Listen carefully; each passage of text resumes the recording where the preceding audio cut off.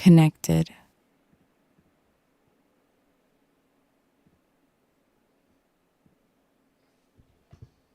Let me see, are we live? Yes, we're live.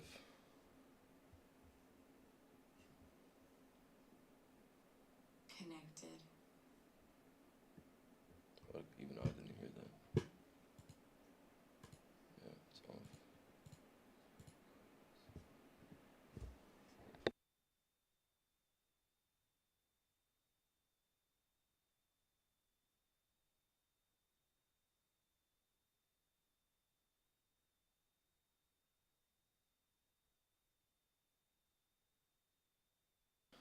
Okay, cool. This is my game plan for today. Um, I'm not expecting much, but if we do, I see how we can squeeze up and continue this move. We have massive amount of orders, but I'm gonna play it much more passive.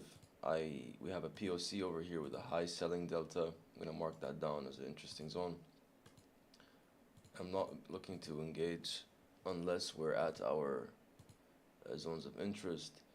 I'm gonna mark down our value area low. I'm gonna mark down a selling delta over here. I'm gonna mark down a buying delta over here with our value area high. Properties make this green, so we know what we're looking at. Let's move this. Okay, property. Let's make this red. And this is our value area low with a red delta. I'm just gonna mark that as red too, so I know when we come close to it. And we also have a cluster of sellers with a large node of volume over here. So property, I'm gonna make this slightly red too. If we can come down to any of these zones for whatever reason, I don't think we will, but we can for now. I don't think we will, but if we have a change of volume or whatever, then I understand. So let me delete these because these were from yesterday. They have been touched now. Okay, let me extend a profile. Let me delete this profile here. Just have to be a little bit quick just in case something happens. Extend this profile from here. See if you have any new information. Yeah, I'll just mark this. I don't think we'll ever visit this today if we turn bearish, but I'll mark this down as a value area low of the range with a selling delta. And let us also mark this buyer's delta down over here. So, but it's very local to price right now. Green. Okay, save. Drawing from other chart for the range. Now we should see everything. Perfect. Okay. So we're set up for our zones now. Now it's all about reading the auction. Okay. We're bullish. We have a Iran deal. Pakistanis going to Iran, trying to get some sort of deal done. So market is using that as a means to squeeze. We had a nice move up. If you compare it to the Dow already broke its high. That's what I'm looking at. And we can, let's see if tech can follow, but I'm looking for more of a decent pullback. Like get some sort of, oh, excuse me. Just making sure that everything's good. Yeah, I'm looking for more of a decent pullback. Or if we can get some new information, but as of now, I'm not willing to engage at these premium prices at all. I'd rather engage at discount unless we have some solid information telling me we're gonna move up.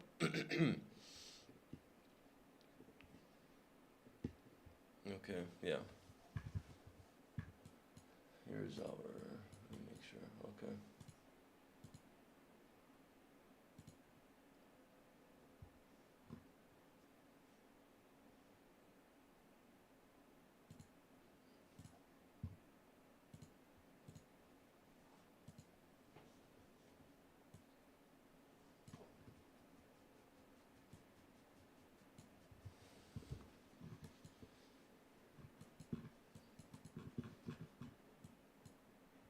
Alright, while we wait for our zones and wait for the, because I'm not going to engage at these prices at all. I'm going to go make a coffee and let me just make sure our orders can be submitted. Sometimes I do have to restart it. Okay. Order cancelled. Okay, I need to deal with that volume. Excuse me. Okay, give me a second, guys.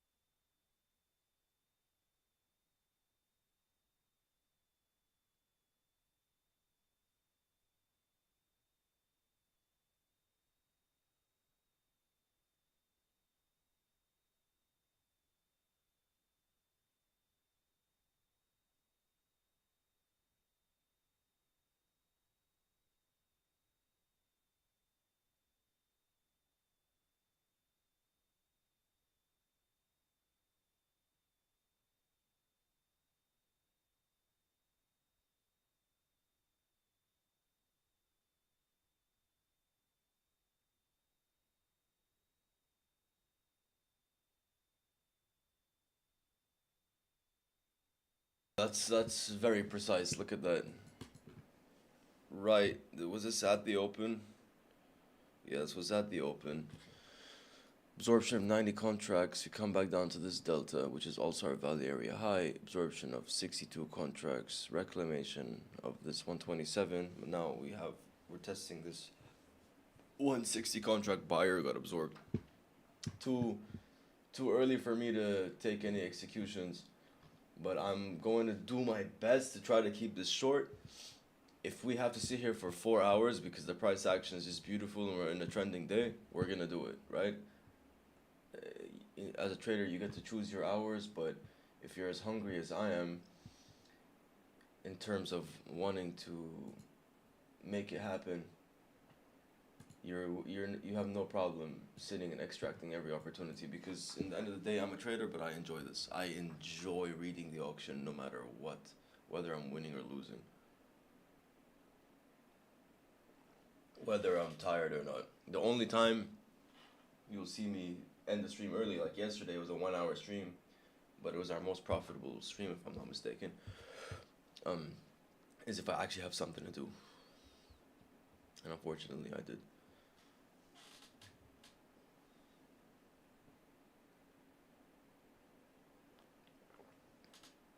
I'm not gonna engage in anything over here. I can't. It has an 80% chance of just squeezing up. There we go. And now you should see bigger orders start to come in and accumulate. But we didn't take action on these zones, so there's nothing I can do, because the probability of Connection lost. and just getting slipped is very high. Connected. It's the worst when this happens, when Interactive Broker starts disconnecting. We're good, yeah. Okay, I'll be back.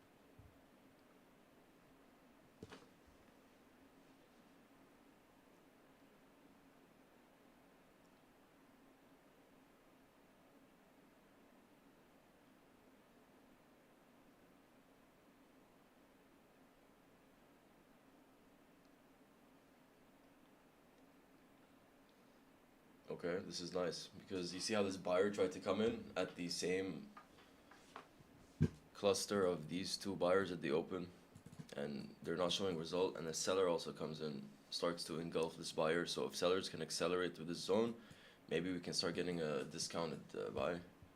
That's best case scenario in my situation. I really don't want to buy at these prices. You just feel like a dumb retail trader buying at all-time highs. But we'll see. We'll see what happens. It's the last chance for buyers here to engage. If they don't, you're gonna see a collapse down maybe 70 points minimum. But this is an acceleration zone for these sellers if they can breach it. There you go. They're getting aggressive right here now. But are they getting result? No, they're not getting result. They're getting absorbed. But the difference is I don't like this absorption because it's a massive 193 contract. So I would never trade that absorption. If this was a 70 contracts and spiking up, maybe I could engage a small 50% risk position. But yeah, you don't want to be getting caught in that. That's what happens when you have a dominated seller of 193. Buyers are coming in. They're trying to protect. Still nothing. I'm not interested still because sellers are really aggressive. You can enter, hit your stop loss, then buyers step in. So we're not interested in engaging until sellers have completely exhausted, and I don't think they have been exhausted yet.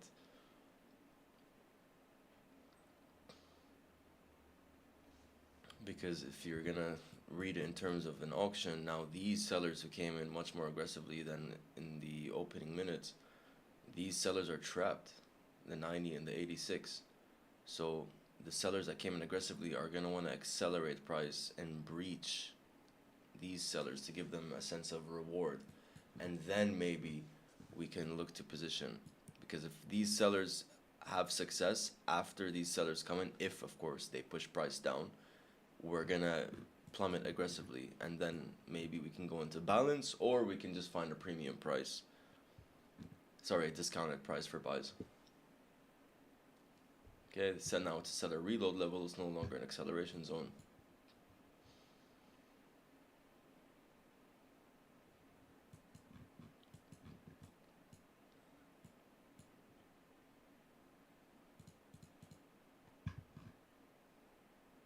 Right at the value area high.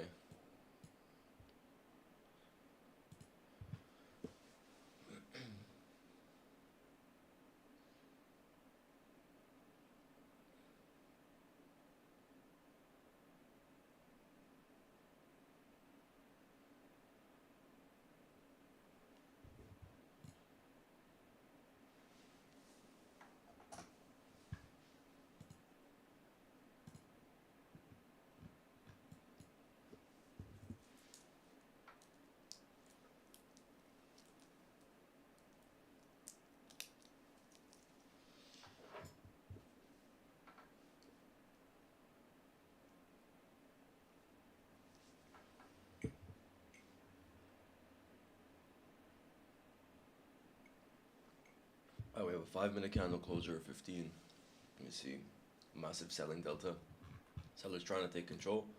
So now you're going to have a huge battle. What you usually see here is either sellers just start to accelerate, or we have a balanced auction. Sellers get rewarded here, buyers get rewarded here.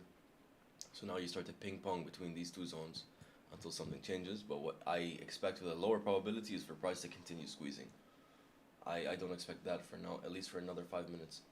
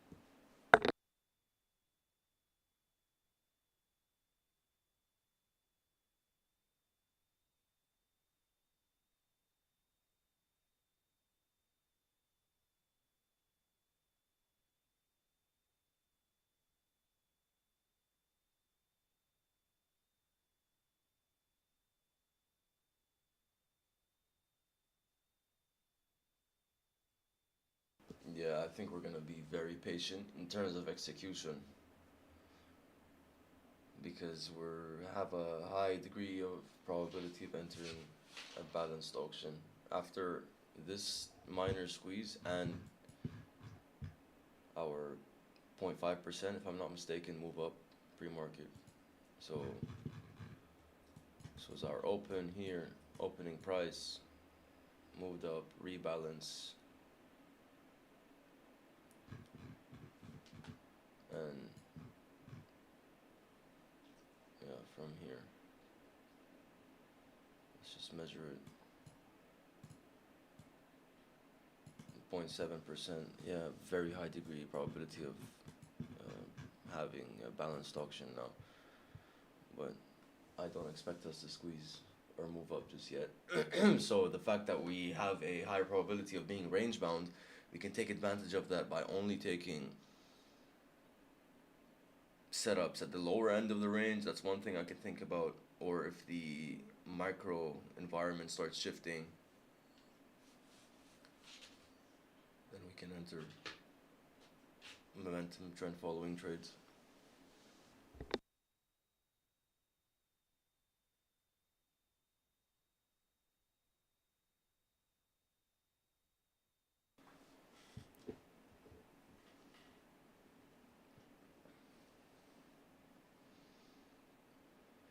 Yeah, it's balanced for now.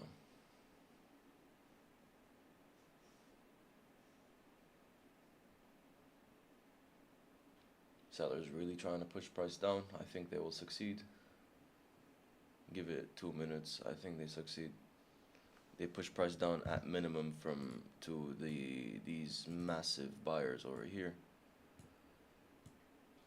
And I would take an absorption of sellers here or an aggression of buyers from this zone, but the only issue is in terms of my experience of reading the auction, is that if we have success of these massive sellers, so 127, 112, 193, 139 buyer getting absorbed, I'm really expecting us to visit these 180 contracts net, 72, so 250 contracts net, because these sellers are trapped, and the aggression of these sellers would start rewarding these sellers, and from there we can have buyers step in and we can move in with them. But take note of how the delta now is becoming a net neutral relative to the price action in the past hour.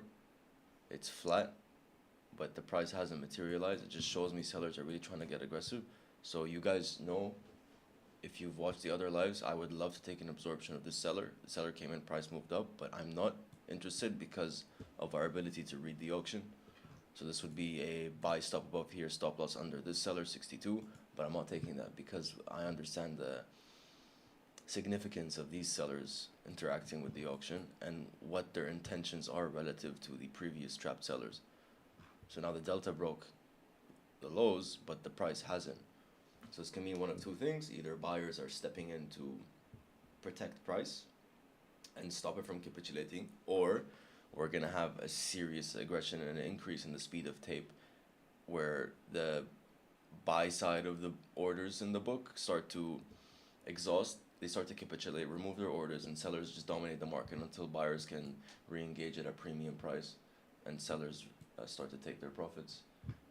Because we're still bullish for the day, but now the question is are we going to be entering a zone of balance, or are we going to be entering a are we going to be directional? So I just like how we interacted with these buyers here, but once again, the interaction of these aggressive sellers is I don't think that this is their goal. I think their goal is to breach these sellers, or at least attempt to test them, because they're trapped. And that's how you make most of the money in the market, is when there's participants who are trapped. That's where price gets aggressive.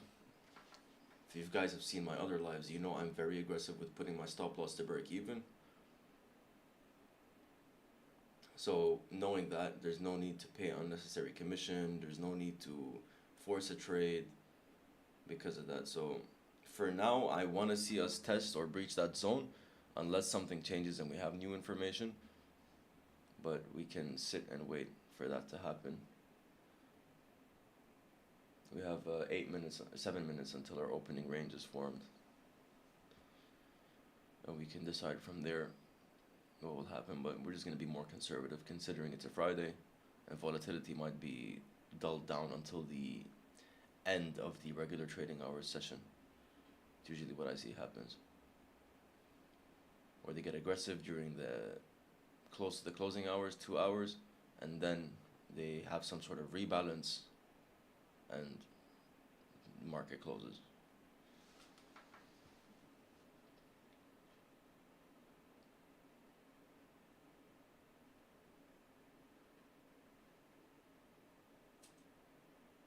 Okay.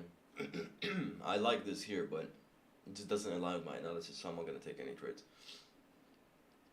The probability we squeeze up back to these, the seller up here, is like 75%, but just because my read of the auction was, I believe my read of the auction is correct, I don't want to engage. But it's a great, for me this is a great trade where you attempt to breach these sellers. I'll take a buy stop above this seller and a stop loss maybe under this seller for a quick 1 to 2, nothing serious, but once again, we have a plan. I don't want to go against that plan. It can be considered being adaptive, but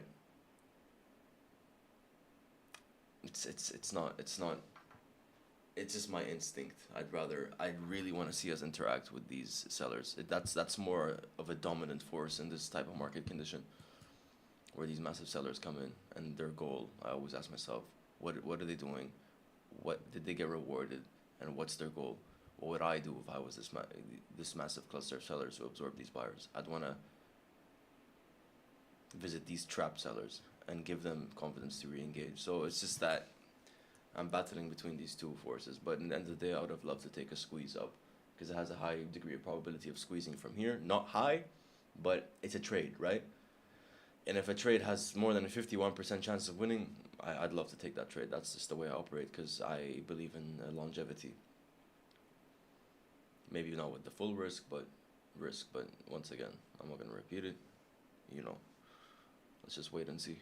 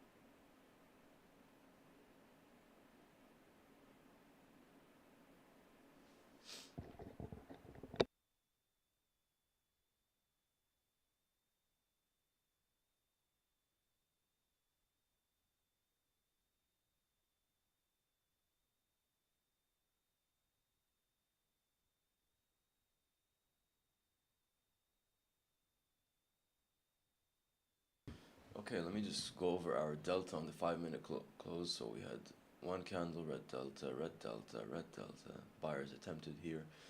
Yeah, nice, nice, nice. Good information, good information. You can see the skew from here to here.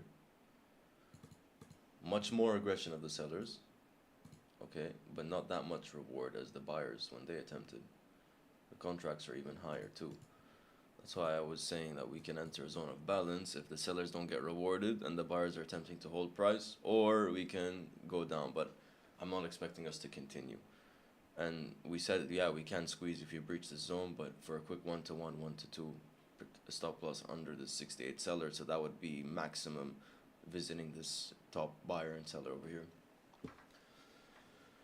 So we're gonna wait patiently. We're gonna be patient.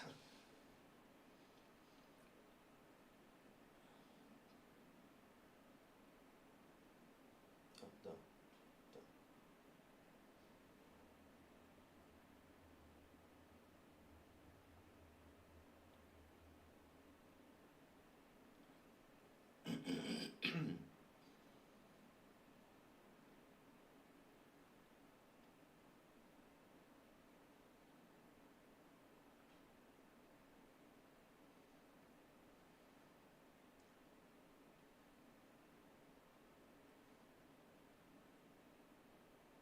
Okay, they're attempting to re-engage the same area.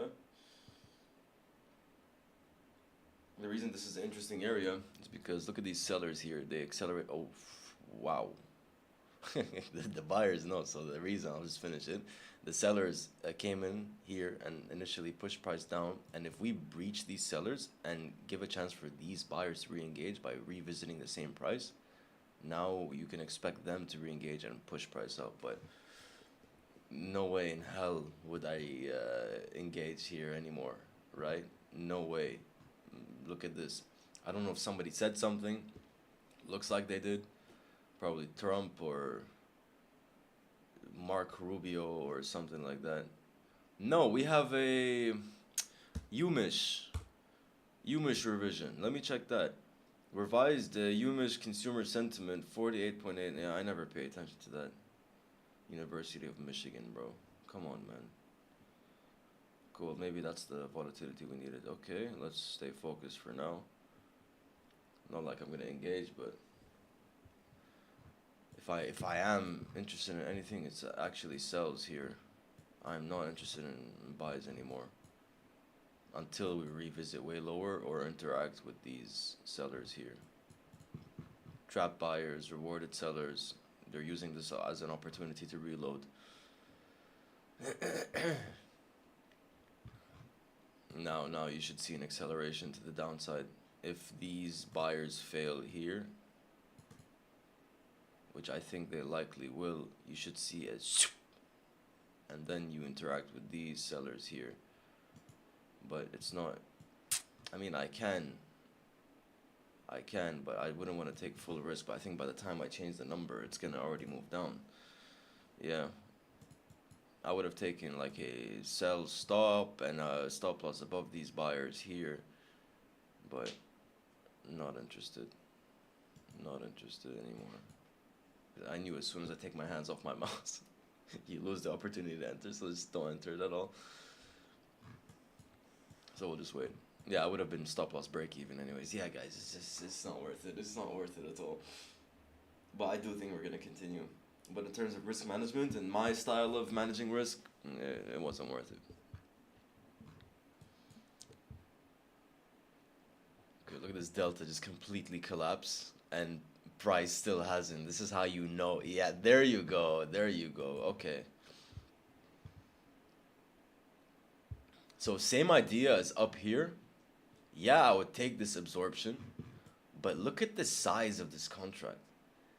273 contracts of NASDAQ. That's not a joke, right? So I actually expect us to continue down now. But I don't know how to engage on this. I'm not gonna lie, like, I really don't. Maybe take a stop like this. The stop loss above this seller. That's a possible way to engage, or over this buyer. but it's too, the probability that you hit your stop loss is so high. So I'm just gonna mark it down. We would have been engaged here, stop loss on this buyer, and we would have targeted under here. I just want to see. So stop loss would have been over this buyer because this one would have been too tight, or this over this seller would have been too tight. Because the speed at which this aggressed to the downside is just, we can get a quick rebalance and then you continue down. So that's why I wasn't interested in it anymore. Let's see if we would have hit stop loss. Use this as an opportunity to learn. Still, we wouldn't have been hit. We wouldn't have been hit. We wouldn't have been hit. Last chance, we would have hit stop loss. So we just saved ourselves there. Yeah, that's good. That's good. Because this is massive. If this guy gets absorbed, I think that's the low for the next 2 hours. But do I think it's a low for the next 2 hours? No. Not at all. Because if it is, then this is gonna be balanced. We're just gonna range in between, you know, and to be honest, nah, but I think we go down. The probability we go down more is higher than we range. That's in my humble opinion.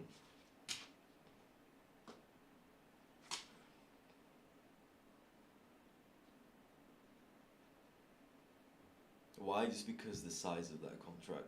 But you can tell there's passive liquidity just trying to hold in this level from being breached. But I'm not seeing anything that I like. We have a 5-minute closure now.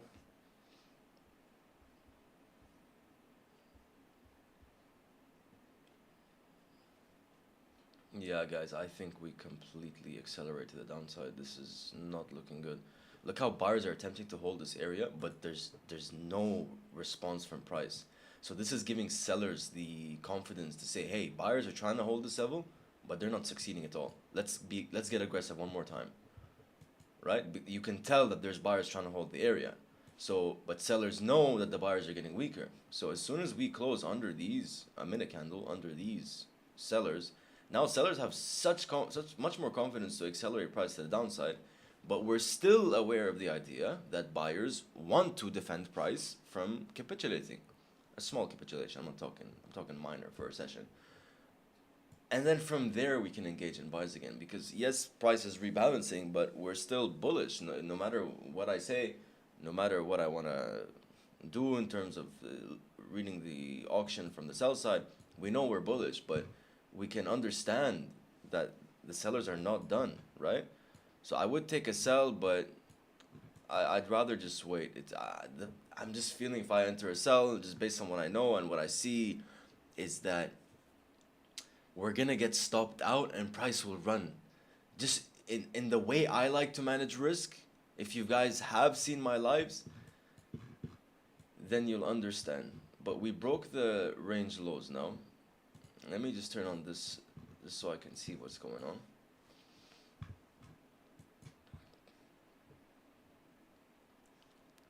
Yeah, I can't enter any of these. I don't like them.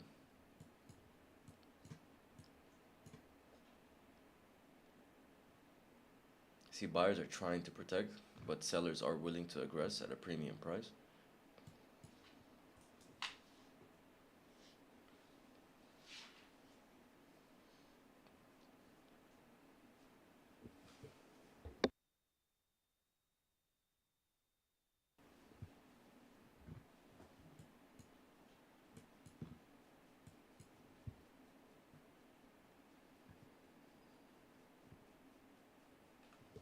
Okay.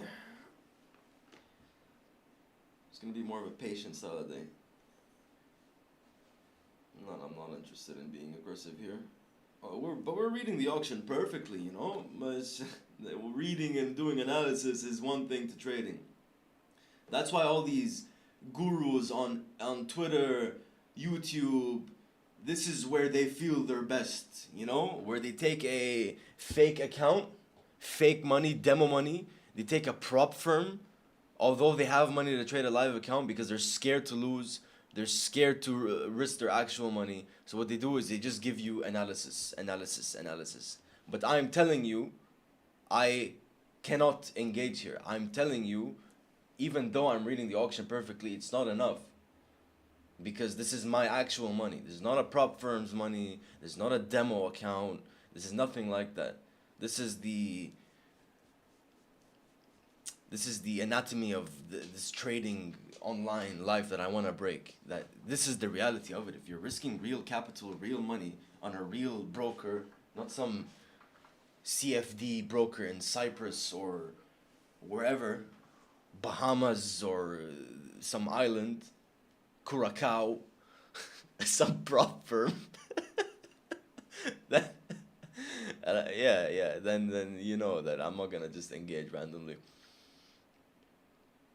But I have no problem with prop firms, but those who use them as a sense of permanent trading, I don't agree with that at all. Because imagine if you were to try to, because you're not trading real money, you're trading somebody else's rules of a market. It's a derivative of a derivative.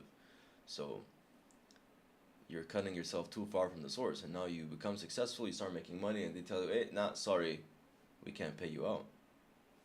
Excuse me, I worked for this. No, we can't pay you out. And then you just have to say, oh, okay, let me just go on Twitter and just complain. Nah. You're in finance. So use a prop firm. Sure, I've never traded one. Use one. But use it if you need leverage, right? Don't over leverage in the sense of, oh, I'm going to use a prop firm forever. Use it if you don't have capital. Use it to fund a live account. Trade that live account. Take note of this candle here. We closed red to neutral with a long wick, but the delta was positive. Not too positive, but positive. So you can see some initiative from the buyers. You can also see it from the absorption. Okay. We might have a trade on our hands. We didn't come down to where I wanted to see, but there might be some trades soon. Where did sellers accelerate? Sellers accelerated at the absorption of these buyers now, at the rewarding of these sellers over here, the absorption of this buyer. So if we were to take a trade, we can take a stop above this seller over here and reclaim the value area high of the day. If not further, it would look like this, like this. Oh man, DeepCharts, man, you guys still haven't fixed this, man. It would look like this. That would be a 1 to 2. It's possible. A quick 1 to 2. Where would I manage my risk and go break even is once we interact with the 68 and 70 buyer. Why? Because if sellers use this as a reload zone, then we're just making a little micro trend coming down. But the reason we're anticipating a squeeze is the delta. We can see initiative from the buyers, and we can see that these sellers 273, 65, 81 got absorbed at the value area low of the day. So am I going to say that this is the low of the day? No, but I can say that buyers are trying to set up for a squeeze, and from my analysis is saying that the squeeze that they're attempting to set up for has a higher degree of probability of being successful. So especially at the reclamation of these rewarded sellers. So once these sellers start to stop getting rewarded and start getting aggressed by buyers, I expect price to accelerate, right? So we will mark this down as a acceleration zone for the buyers if they can breach it. That's why we have a buy stop and not a limit and not a market execution. We have a stop loss under this buyer just in case he chooses to stop being aggressive, okay? And we are going to manage our risk and protect our position at this 70 buyer and this 68 seller, because if sellers use it as a point to re-engage, it's not going to be good for us. But as we get closer to the buy stop, you're going to see price really start to accelerate, up or down, right? Because sellers are going to use that as a line of defense and buyers are going to use that as a line of aggression. So let's just pay attention to this. This in my opinion has a 60%, 65% chance of working, and that's decent for me. Because we actually have to reach there first before we get activated and filled. So it's still a battle, because if we just start plummeting down now, I don't think we do. But if we do, then we just cancel our order. And we don't lose anything, and which is great, you know? Where would I cancel my order? If we close a 1 minute candle like under here. Now look at this. Huge volume. Huge initiative, sorry. Not that big of volume, but huge initiative. 5 minute candles red, but look at the delta. It's still neutral or green. They're attempting, which is why we have a buy stop.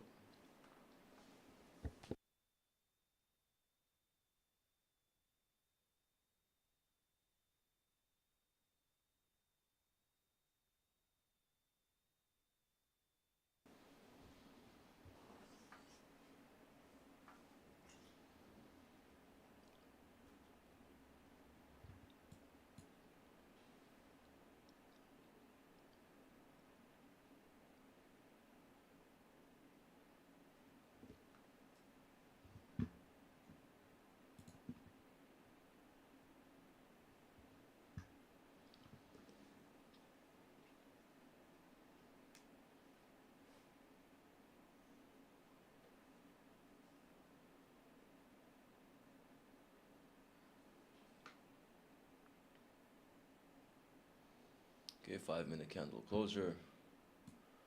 Pretty soon, couple of seconds, closes neutral, exactly, green neutral. Let's see. I would love to take it here, but the fact that we have a higher degree of probability of being in balance. The reason I have a buy stop now with this new information is that I want the market to prove to us that we're leaving balance, right? Okay. It's getting interesting. Order filled. Order partially filled. Okay, so we're going Order break filled. even no matter what at the reclamation of the 68 seller and 78 buyer, because if this fails, and which we're seeing buyers aggressive, if this fails, it's gonna come back down for sure. But we want to give it some room and attempt to actually squeeze up. So let me just mark it down for you guys and me, of course. Let's just see a potential move up from there.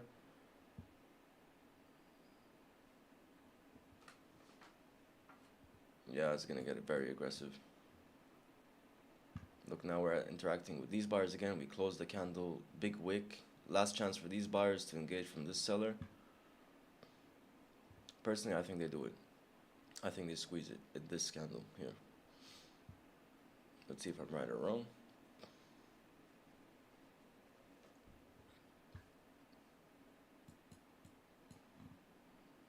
The reason I zoom in is because I want to see the wicks, where they're interacting exactly. Would be better to use a range chart, but let's see. Order partially filled. Order filled.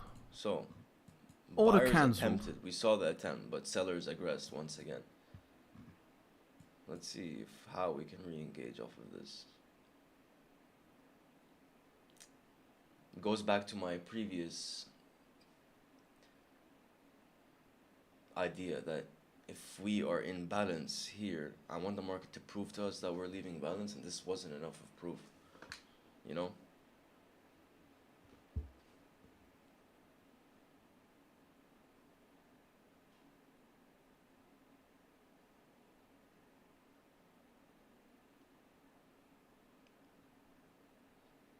Okay, that's interesting.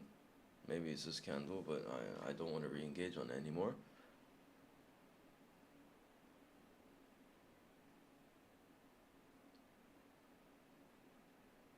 Let me close or burn this candle out. Excuse me, if you heard that.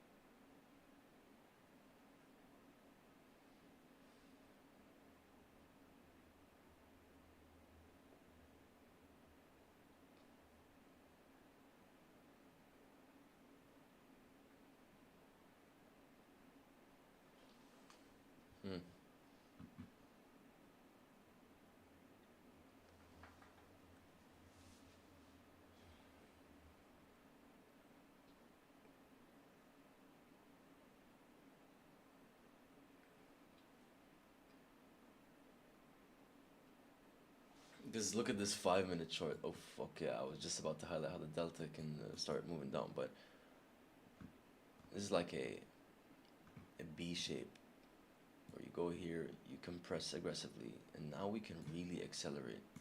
So that's why I had a buy stop and not market or limit order, was because if buyers attempt to aggress this zone, which they tried to, we can really squeeze up. But if sellers aggress, now you can really start to move down in price. So actually now I'm more interested in shorts, but we're still in the same level of balance. So I'm going to have to take a sell stop in this case. So how would it be? It would look like this with a stop loss above this buyer over here. Or maybe above these sellers. Or if I take a limit sell, if we breach down, or another stop under this candle with a stop loss over this seller. Trying to figure out which is the best way to do this. Yeah, let's attempt that. If we can aggress this candle, take it down to our seller delta here. I think that's a good shot at this, especially how we have our 5 minute candle closing with more of a body than we've seen before, and we have our stop loss at where it would turn green. Let's just see. So the candle closes. Now we want to see some aggression. Order So partially let's build filled. on this. Order We filled. have a very aggressive candle. If we can get now here aggressive sellers using these 86 and 90 sellers as a reload level, we have our stop loss above the closest seller we've seen. Otherwise our stop loss would have to be really high. Maybe we could have put it over this buyer, but it's very close. I expect if we do hit the 66 seller, we're gonna hit the 65 buyer. They're just very close to one another. We can move it for a few ticks up. Yeah, there we go. Let's try that. Because now what we want to see is sellers use this as a reload level and accelerate price down, because these sellers are trapped now. Buyers attempted, but they were not successful. So that's information for sellers to start entering heavily.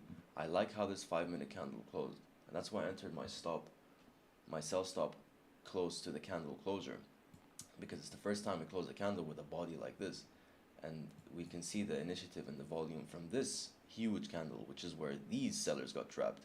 So if we can visit the same point in price, right, which is at 273.65.81, value area low of the day, I'm going to expect an acceleration. So I'm going to mark this down here as the acceleration zone, and if sellers fail to accelerate from this level, we're going to be risk-free. I don't want to see just a tap. I want to see an increase in the speed of tape, and I'm just going to monitor that visually from the candle, or maybe just orders coming in. But I want to see us aggressively. I want to see us get more aggressive at this point of price. Otherwise, you expect the same absorption, balanced auction, and we take a L for that. But the probability that we squeeze down is higher. But the only issue is that the market hasn't proven to us that we're leaving balance. So let's see. Okay, that's not enough for me. I want to see a slice. Nothing yet. Okay, now this is good enough for me. Let's go risk-free on this position, because if sellers get absorbed once again here and they don't show initiative, we're just going to come back up into the range of balance, and there's no need to force a position to work. Last chance for sellers. How much would the risk be over here? 180. Yeah, I'm just going to leave a break even. It's not worth it for me, guys, to be honest. I'll pay the commission too. Let's see. Last chance for sellers. They're attempting. This is good. I like how it came back close to our entry and went back down. Exactly there. This is the last chance for sellers. We see if they can accelerate here. You should see a buyer or a seller come in now. Like exactly now. This is where I noticed from my experience where price accelerates. Okay. Let's see if we can breach this and we can start trailing our stop. Okay. Nothing yet. We want to see more aggression. A little bit more aggression.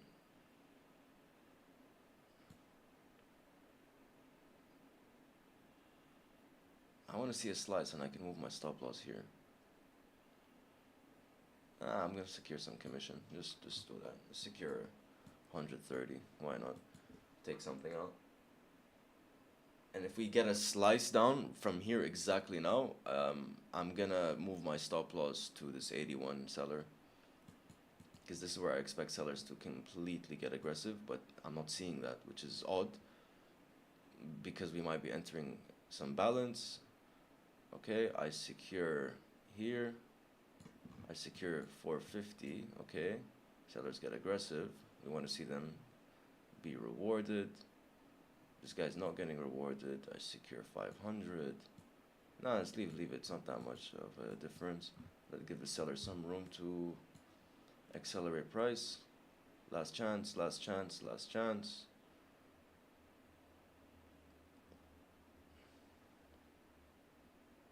Last chance.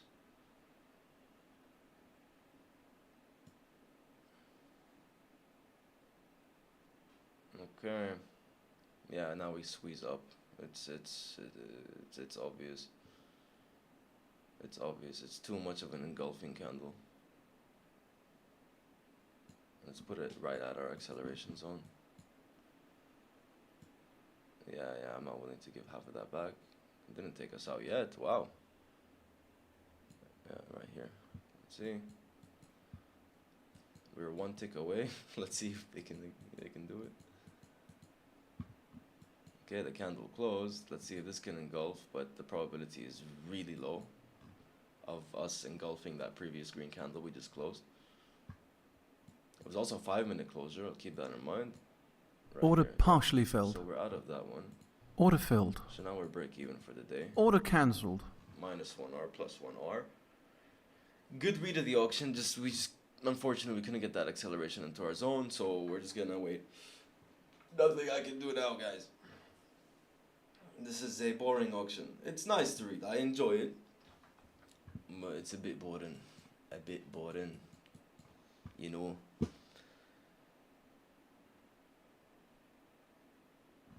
Back at our seller, because I want to do my stop loss to this big seller, but I'm like, it doesn't make a difference. It's the speed is really slow, so I'm not interested. The fact that they weren't showing up and the speed was slow is just higher probability that we enter balance. And maybe this becomes the low of the day, but I don't even know anymore. I don't have enough information.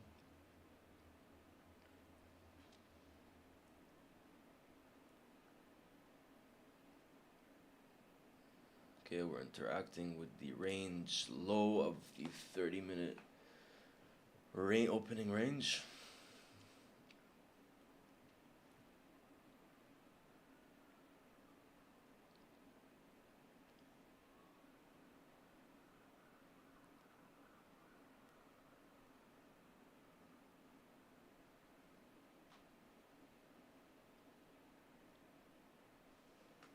Yeah, nothing interesting. Even if we do breach the lows, I'm just going to use that as an opportunity to stay patient and look for some buys.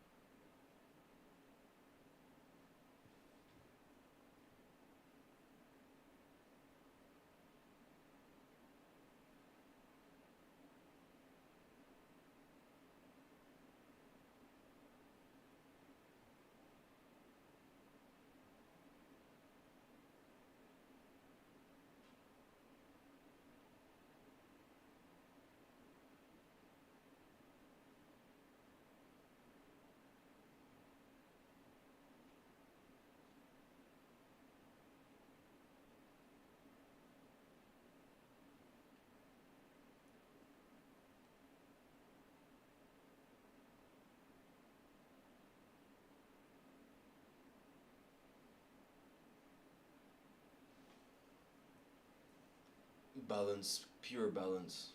So if buyers can use this aggression to continue, then we can take some buys, but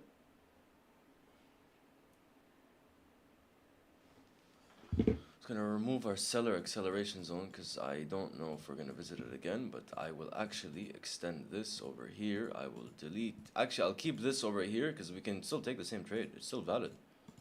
We never took it because we were never engaged at it. But if we breach up over here, we can use this as a means of risk management. But buyers have to aggress. If they don't aggress, there's no entry. Let's see, 30-minute closure. Let me check the index itself. Let me see for the 1 hour closure, guys. Yeah, huge wick. Huge wick. Check the 10-minute on the index. You can. It's possible. It's possible. It's possible. We can see some action.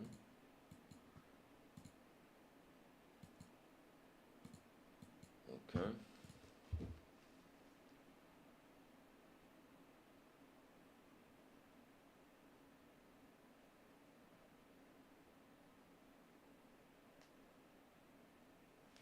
On 25th, the NASDAQ is closed. Okay, last chance for sellers. If they don't engage here, it's gonna get cooked.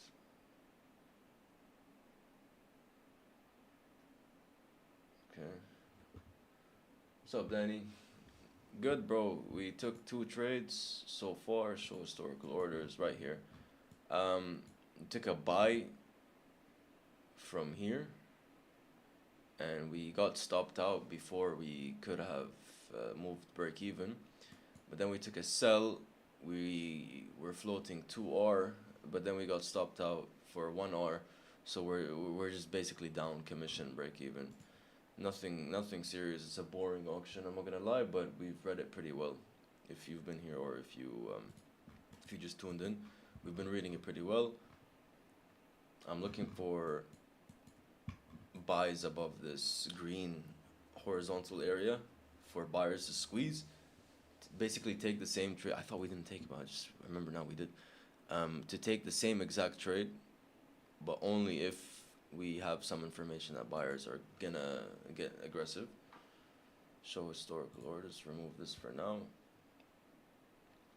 because I see how we can squeeze up to here easily. This zone. This is where the news came out. We can rebalance that area and then whatever happens, but it's exact same setup as we've seen in a long time. It's a very balanced auction, but yeah, man. So let's see, look at this 5-minute closure. Huge initiative from the buyers. Okay. The sellers are trying to take control of this level. I like that because if they fail, that makes sense for a buy stop. Do something like this. We protected at this buyer before. Yeah, let's give it some wiggle room. Something like this.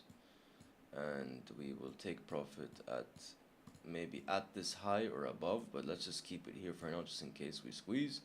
And this yellow box will be where I go break even, because if this is the second time I'm taking this trade, it's the same exact idea.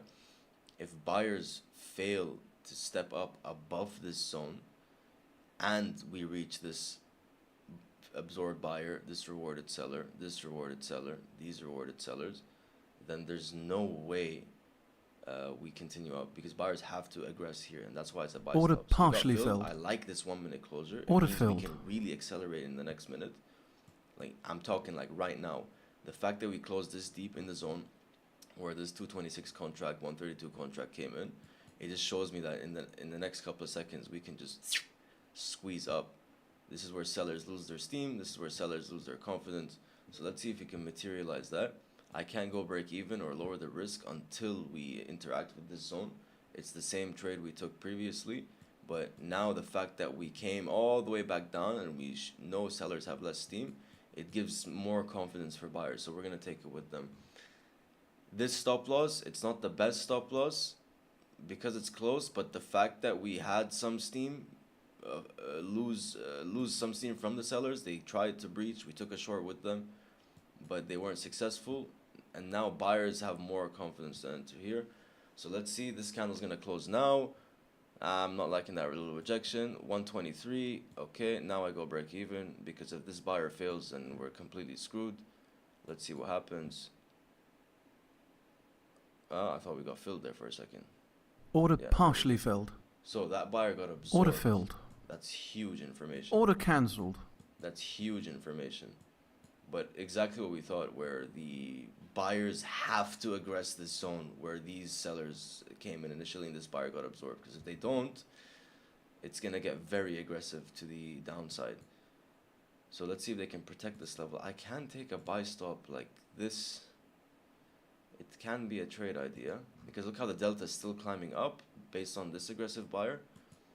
But it will have to be a very, very aggressive break even. I'm talking like as soon as we touch again, because if it doesn't breach, if we breach and we come back down, it's telling you, hey, this buyer is absorbed, sellers are taking control. So let's see. I think we get filled right now, but we need to see the speed increase. Order partially filled. Last chance for buyers. They have Order to show filled. up right here. If they don't show up here, we're gonna hit stop loss for sure. And I'm gonna go break even right if we interact with the top. That's why I'm zoomed in. Last chance. They have to show up here right now, anytime. Okay. I'm break even right here. Why? Because if they lose their steam, we're screwed. Okay. Last chance. They have to interact with these aggressively interact with this acceleration zone. Let's secure some commission. We don't want to come back down. We already had the chance for this buyer to reload, so if we come back down, that's not good for him. Let's see if we can hold. We want to hold. We can push further. No, Order we can go. partially filled. Whatever. Okay. Order filled. It's tough. Order to trade this cancelled. price action. Because I want to protect my capital, but I want to capitalize off of the move. But our means of protection are very close. So nothing serious, nothing. I still expect it to squeeze, I'm not gonna lie, but I have to protect my capital. I didn't want to risk money here. When this buyer got absorbed, we came back up, and if we come back down and sellers use this as a chance to reload, either we accelerate to the downside or we use it as a point of balance. But now I'm liking the 3 5-minute candles with large initiative from the buyers. I wanted to see us take out this high right here, which I think we will. But having an analysis and an idea of what price is doing is different to managing your risk and executions. Entering a trade is easy, managing it is the hard part, because that's where the real money is made. So yeah, let's see what happens. I think buyers have a shot, but I understand that sellers, if they get under this buyer and under this buyer zone where this 226, 132 came in, they're gonna completely dominate the market. But yeah, guys.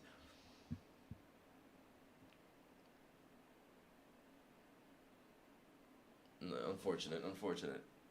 But we had to take an attempt there. But it's nice that it gave us a opportunity to go break even. That's what I like. It gave us that initiative. It gave us that opportunity. And look, now price is slowing down. In a squeeze type of trade where I'm taking a buy stop, I don't want prices to slow down. You want to see a complete collapse of the other side of the auction. You want to see a complete removal of orders from the sell side if you're taking a buy. But I'm loving this, I'm not gonna lie. Huge wick, come up, closure above these orders. I can take something like this, but I'm not gonna take the same idea 3 times. I won't. But I still expect us to come and interact with this high over here. Let's localize it a little bit. I still expect us to interact with this high again.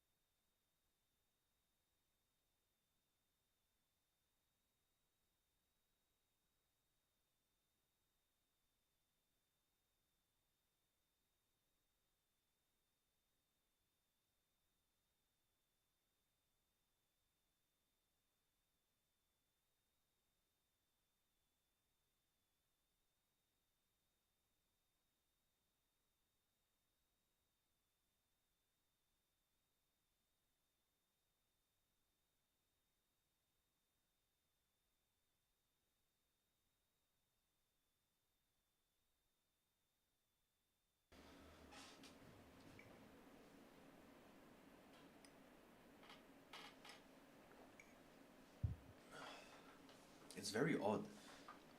Because I'm expecting price to accelerate at these levels, but it's not. It's going where the way I expect it to go, but not at the speed at all. I thought this would already be here by now. Based on the interaction of this buyer, the breach of this acceleration zone, the reclamation from the wick.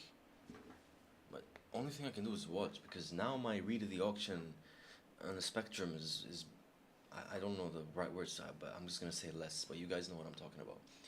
I'm reading it less accurately, with less precision, but we still have an idea of what's happening.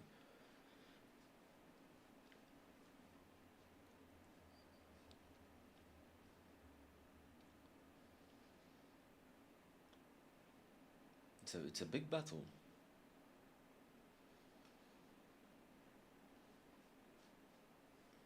Maybe because it's Friday. Let me see if we have some news coming up. Maybe somebody's talking. Nothing.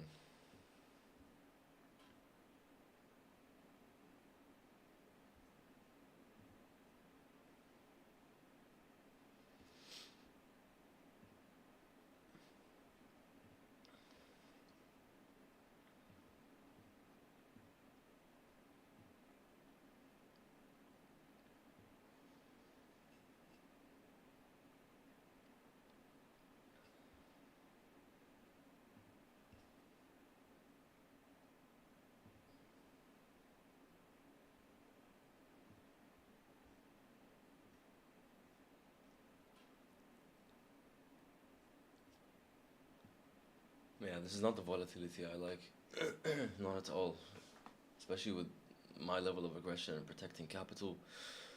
Wicking, slow move, slow grind up. You just get stopped out too many times. At least we didn't lose money. We lost a falafel and a juice and some petrol. That's pretty much it.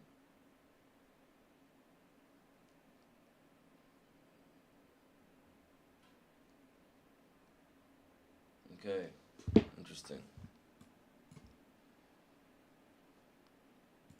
Can we take this above value like this? Order partially I filled. don't like how we got slipped there. Order filled. I like this trade because the seller's getting absorbed where I expect them to accelerate.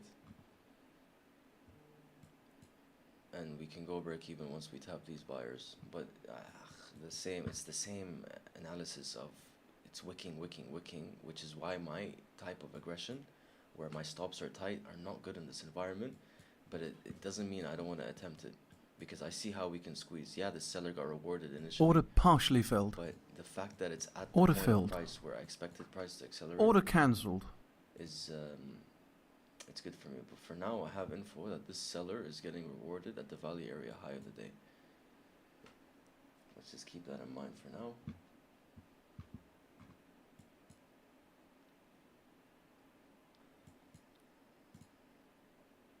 I can re-engage. Okay. It's the same idea. I see how this can squeeze. Let's take it to the 72 buyer.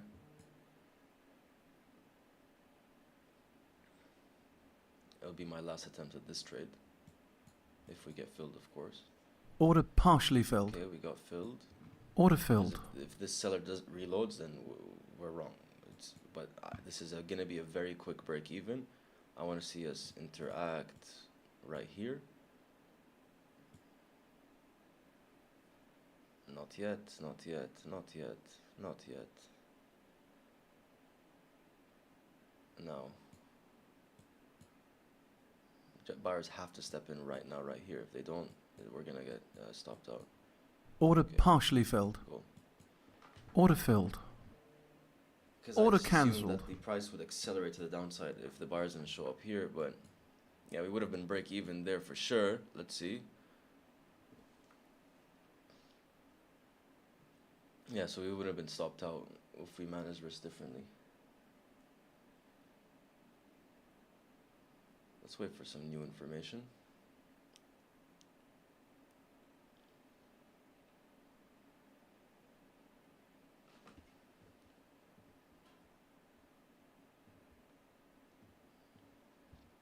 otherwise we have to flip short.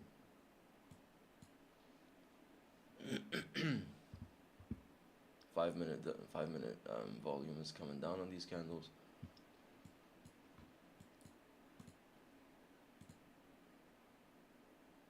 So let's try. Let's see if we can get filled, because the sell side should be more aggressive than the buy side. That's the point. So if we can get filled on this, I'm willing to take risk, because I'm aware now that the buyers failed to get aggressive. I'm aware now that this seller is getting rewarded. I'm aware now that the buyers couldn't even tap or breach this zone. So I'm willing to take a limit entry, not a stop, because it's wicking a lot. So I'd rather get more of a discounted price relative to shorting. And I'm going to stop myself out at the interaction of these buyers, because that's where I would expect them to squeeze and get aggressive. And I will manage my risk once we are possibly here, up to R. We'll see. We'll be very adaptive with this one. Let's see what happens. I think we just missed getting filled by one tick. Yeah. The price is just dancing here now. If we breach under this cluster, then I have to delete the order. Yeah. Because if we come down, we come back up, it's a failed auction. Order cancelled. Would have had to go and break even there. Okay.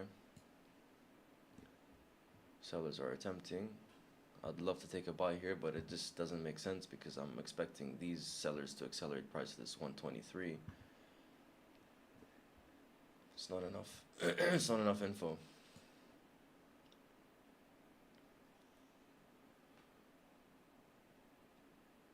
Yeah, unfortunately we got hit stop loss.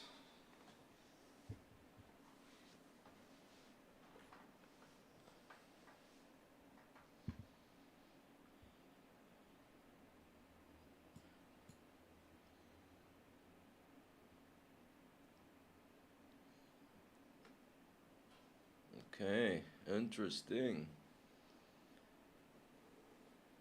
Interesting, actually very interesting. Can this be a squeeze setup?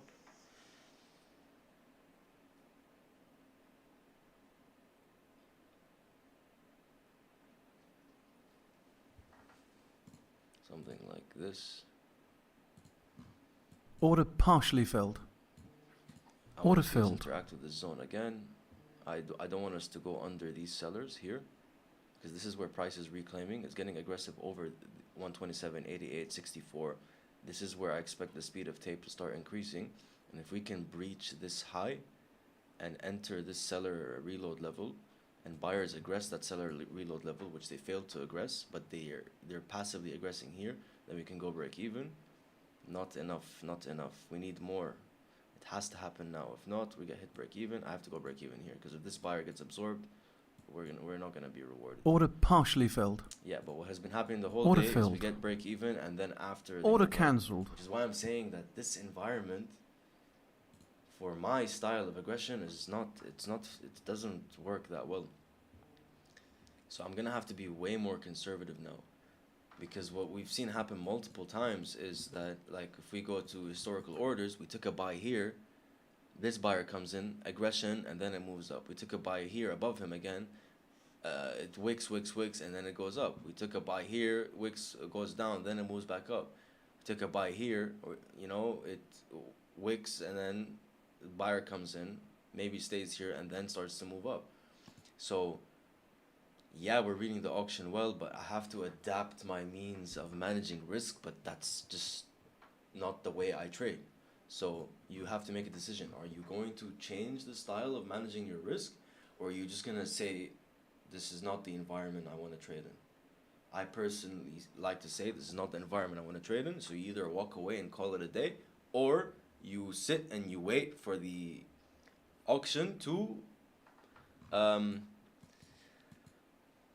shift into a style of an auction that you can trade. Because because this buyer got absorbed now.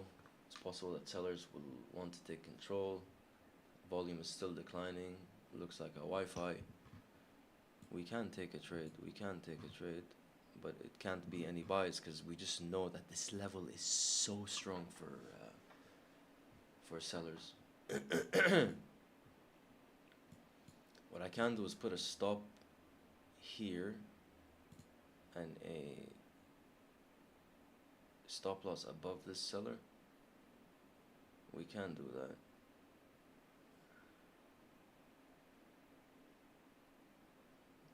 Five-minute candle closure, the first red candle we've had in 20 minutes.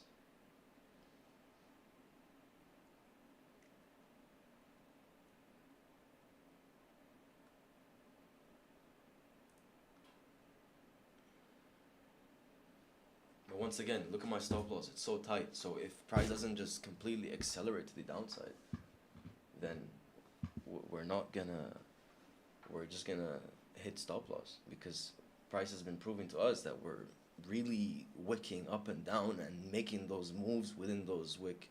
This is what I call an aggressive grind, where it's a controlled grind, where price isn't just one direction volatile, but it's chuk chuk chuk chuk chuk, like taking a lot of steps, taking a lot of little steps. Okay.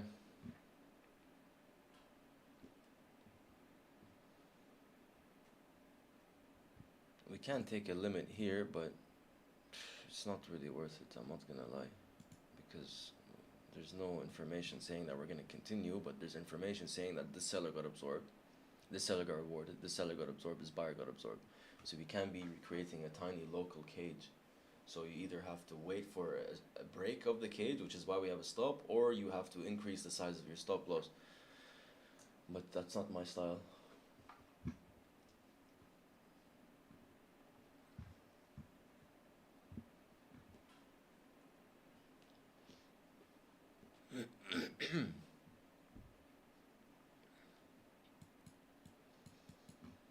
But if we can't catch a squeeze setup above here, I know price has such a high probability. If we break this 92 and we get buyers aggressive within this box, price is going to really move up, and we can catch a quick 1 to 3, 1 to 4.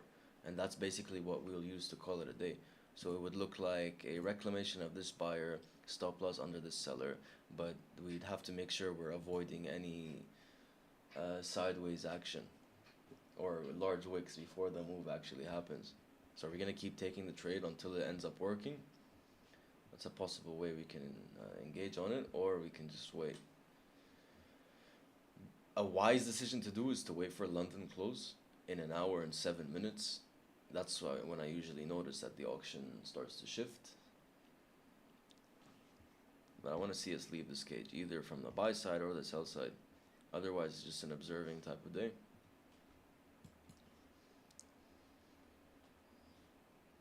Five-minute candle closure in a minute. Now the sellers are dominating in sense of volume. You can see that in the cumulative volume delta. It's not aggressive, but it's the volume is sloped to the downside and price is pretty neutral.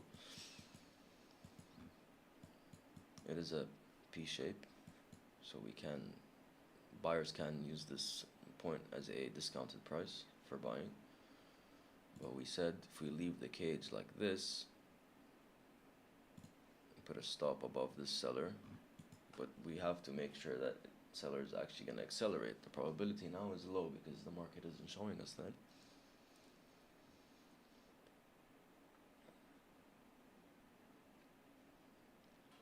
This is a 1-to-1, 1-to-2 environment. You know, my tight stop loss, aggressive stop loss with in this market condition does not really shine. Okay, 5-minute candle closed. It was dominated by sellers, but the candle's neutral, so there's initiative from both sides of the auction. Okay.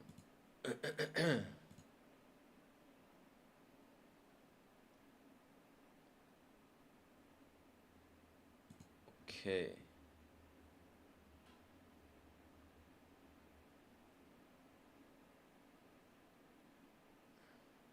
Interesting.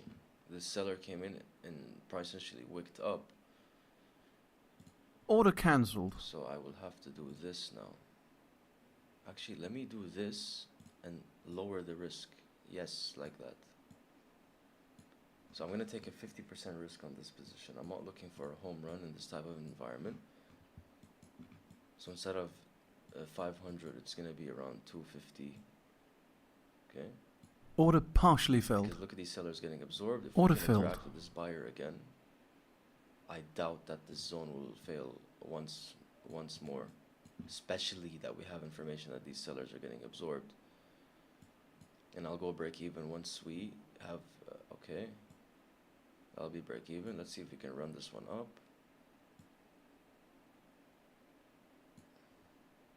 Okay, so now I'll trail my stop loss to this buyer over here. This is exactly what we wanted to see the past like 3 times we took this trade. Okay, we want to see us breach this 193 buyer.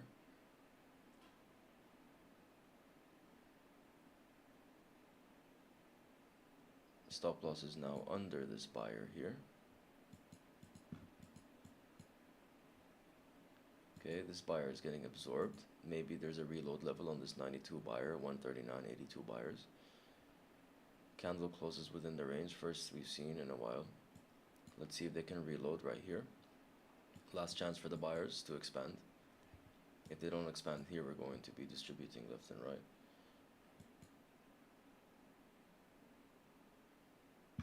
Okay, and then we can manage our risk and shift our stop loss under the 63 buyer.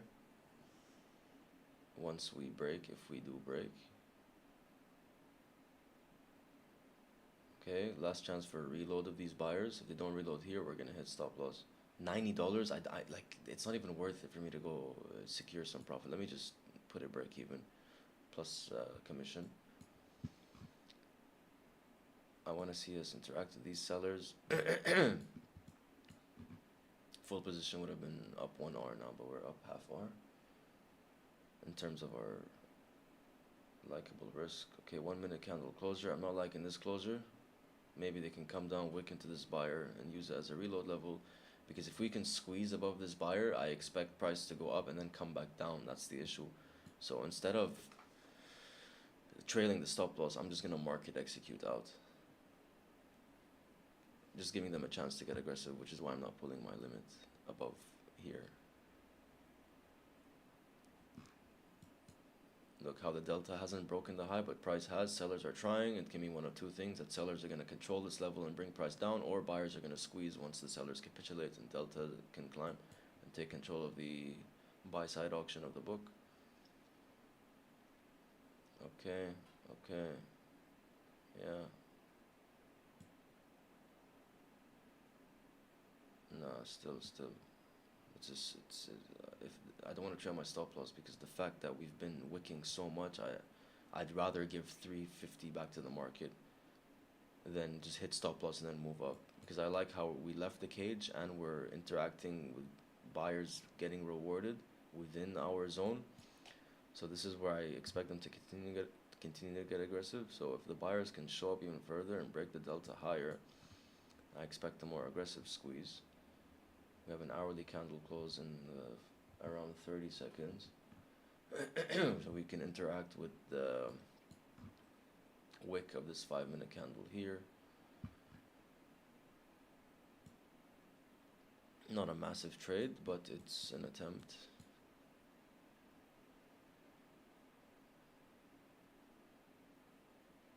Last chance for the buyers, otherwise we hit stop loss, I can tell you that for sure. They don't use this buyer as a reload level, then it means this guy got absorbed, this guy will get absorbed, and we will head down to our green line, which is our value area, or the 123, a buyer. Okay, couple of seconds, or 5-minute candle close, huge delta. So if these buyers get absorbed, I'm happy taking a break even, because it just shows to me that we're more likely to be in balance for until another hour.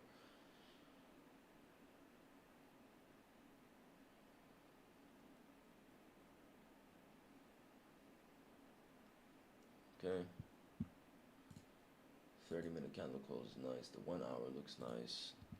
Like, we're not asking for a home run. I just want to see a squeeze above here, and then we can start trailing our stop loss. But I don't want to trail it too early because it's 50% risk. I don't want to just make peanuts, you know? Let's at least secure the loss back if we can, and we have a buffer of profit that gives us the ability to do that. Because we know if these buyers use this zone as a reload level, and use the 63 buyers an acceleration level, they will squeeze price up, but we know that there's a wall of sellers right here. Okay, now I have to trail. I have to, because now it's stupid if this buyer gets absorbed, if this buyer gets absorbed, then we're just going to come back down to the entry. But I just like the initiative. Now let's see if we can materialize the squeeze, and we can trail our stop to the 75. Last chance. I don't like when price stalls at the top of the range.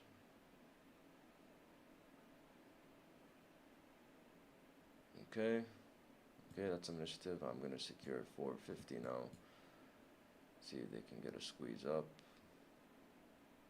And continue to do it. And they're failing. Order I'm just cancelled. gonna mark it out of this one. Order partially filled. Order filled. Okay, well, it's 50% risk position, but the read in the market was nice. Look at this price action. It's just ugly. Like, in a New York session, NYSE session, I expect an absorption of these sellers and aggression of these buyers in our seller acceleration, our seller reload zone. I expect it to get very aggressive, but especially at all-time highs. But that's not what's happening. So I decided to market execute out after I saw tick, tick, tick, tick, tick at the same price, expecting buyers to reload. And I don't want to even give back $100 to this.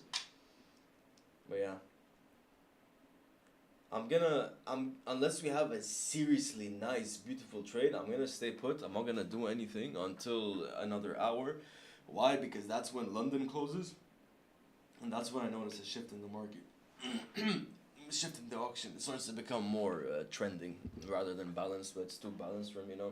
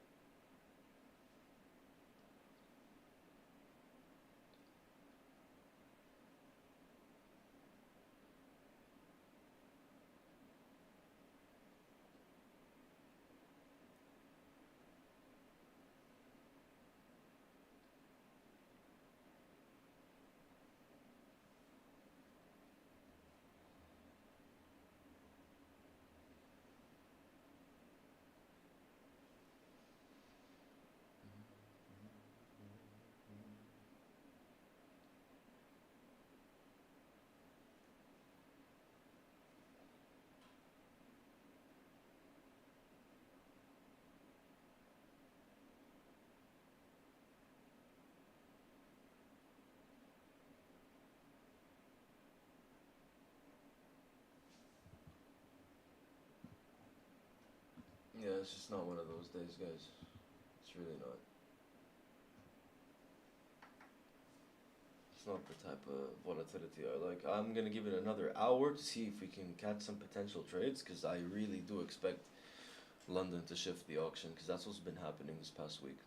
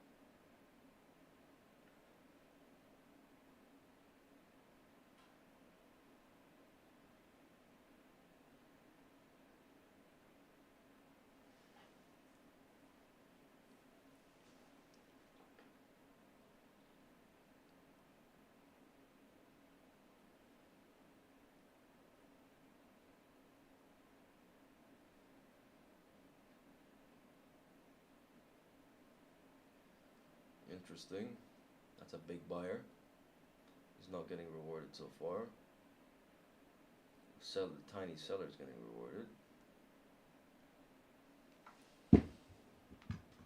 I would love to take a short here, I'm not gonna lie. Let's try. Order partially filled. Let's see if we can get Order a filled. nice risk-free position. Because if sellers push price down to give this this buyer a chance to reload lower, then that can be a quick 1 to 2, 1 to 3. Maybe take it back to value. Let's see what happens. Last chance for this buyer to reclaim here, because I'm gonna go risk-free at this zone over here, around this zone, or unless we have new information. But just based on what I'm seeing now, I don't like how it's ticking. It's giving this buyer a chance to reload, especially that it's a large contract. But it's a large contract at the highs, setting up for a squeeze, not getting rewarded. So if sellers can push price down here, we can have basically a free opportunity to catch a slice down and a more aggressive move relative to what we've seen throughout the day. But look how price is wicking at the lows. The chance we hit stop loss is only getting higher and higher. But if we see a shift of that, okay.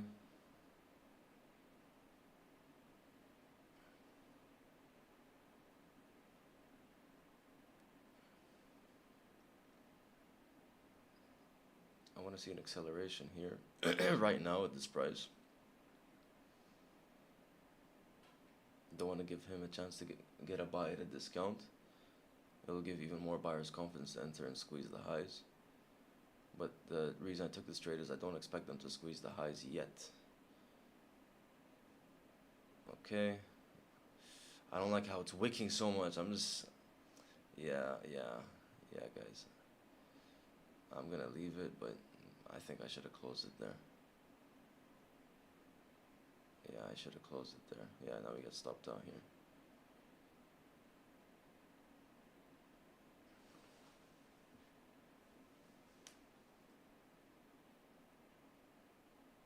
Man, it just wasn't wise to enter a position just to close it there, but we didn't have that information on the price action. I expected a quick swoop down.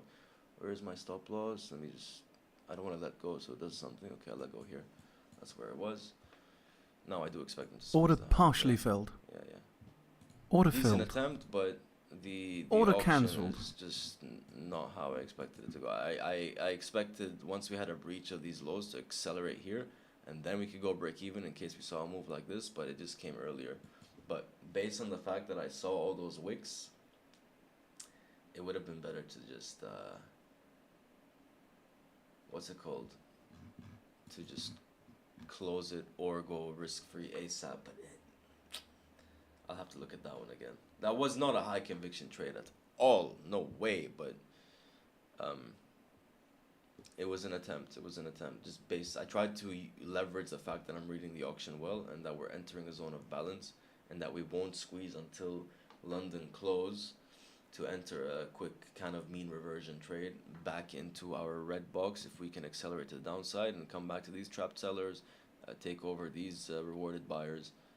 But I could only go break even once we interacted with this buyer here, because this is where we entered the trade off of these sellers and this rewarded seller. This absorbed buyer was a sell stop. So yeah, I'm just gonna wait for now.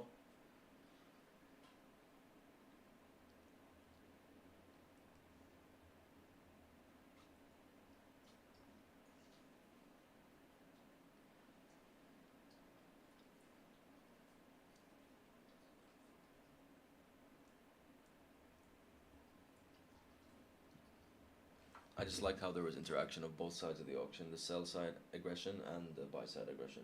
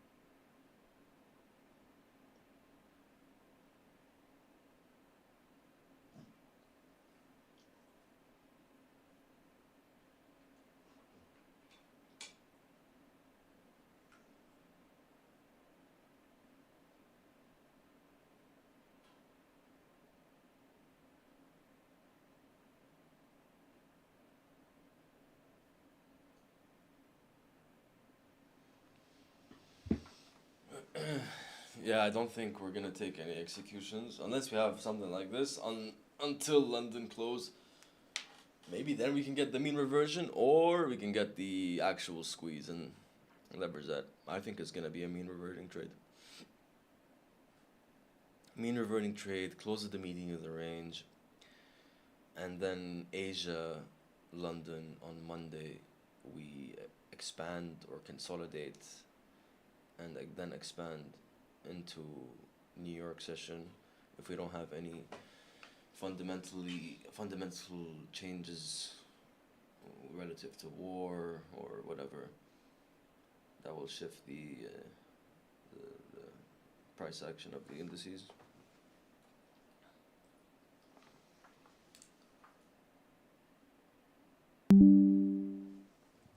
Shut up, Windows. I didn't ask you for a notification.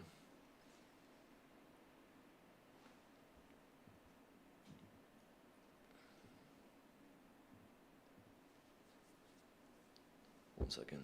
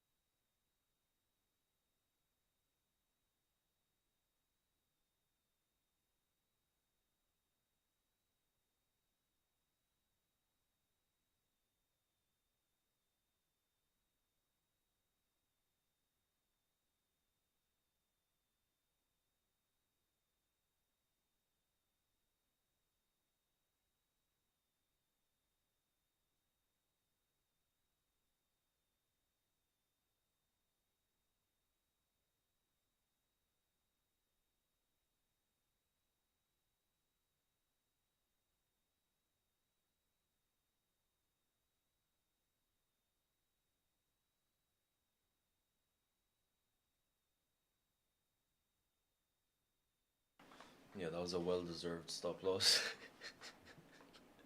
This price action sucks. Controlled grind. Let's see, 5-minute candle closure. Delta is positive. Candle is red to neutral.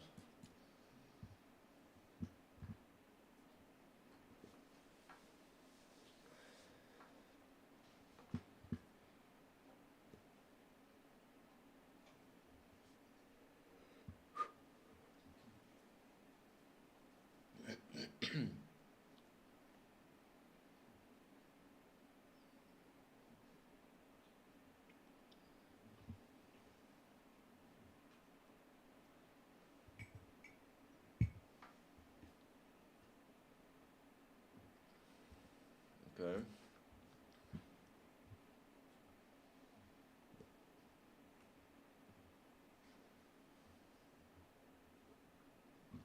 Like if I saw this during London, I'd love to take a sell stop like this. Or oh man, look, they're getting aggressive now. It's huge contracts.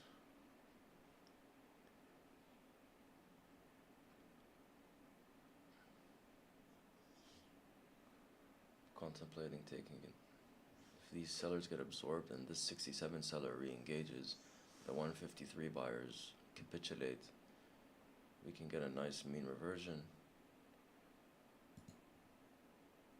Take profit would be at our initial seller reload zone. Stop loss to break even would be a breach of this 153.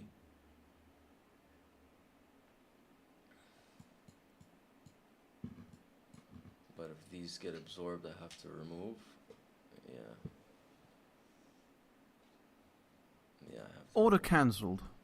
It's too aggressive. Aggressive. But too aggressive.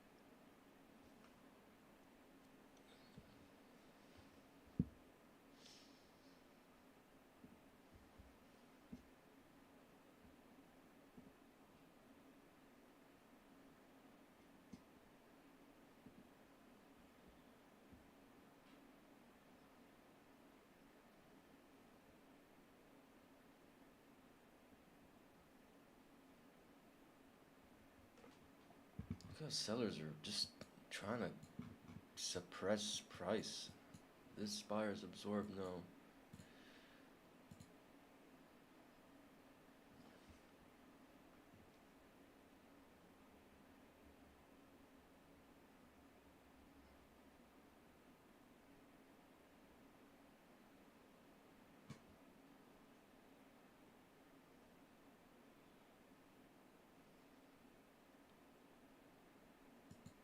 Yeah, if they do take control, I wanna be a part of this. It's just they're showing such aggression where I expect the speed to increase once we breach this level.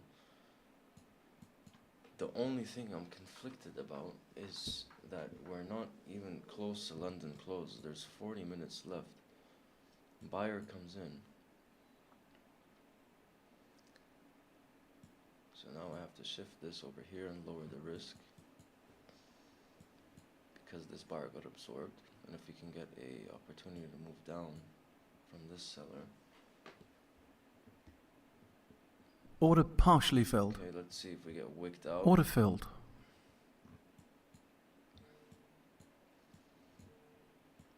But the probability of just price increasing in speed is so much higher.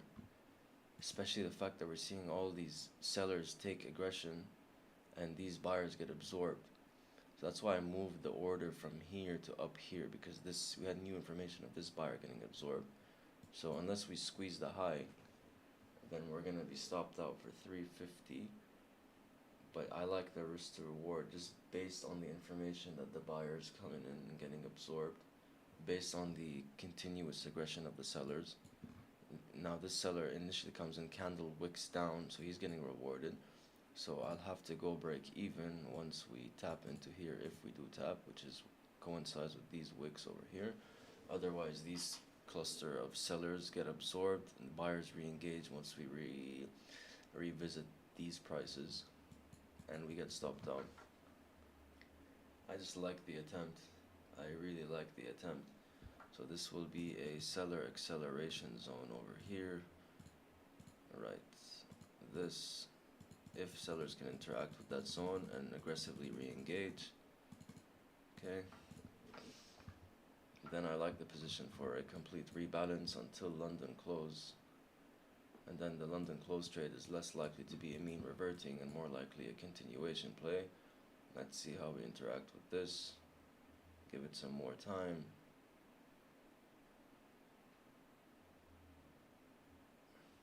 I wanna see us breach this buyer before I go break even.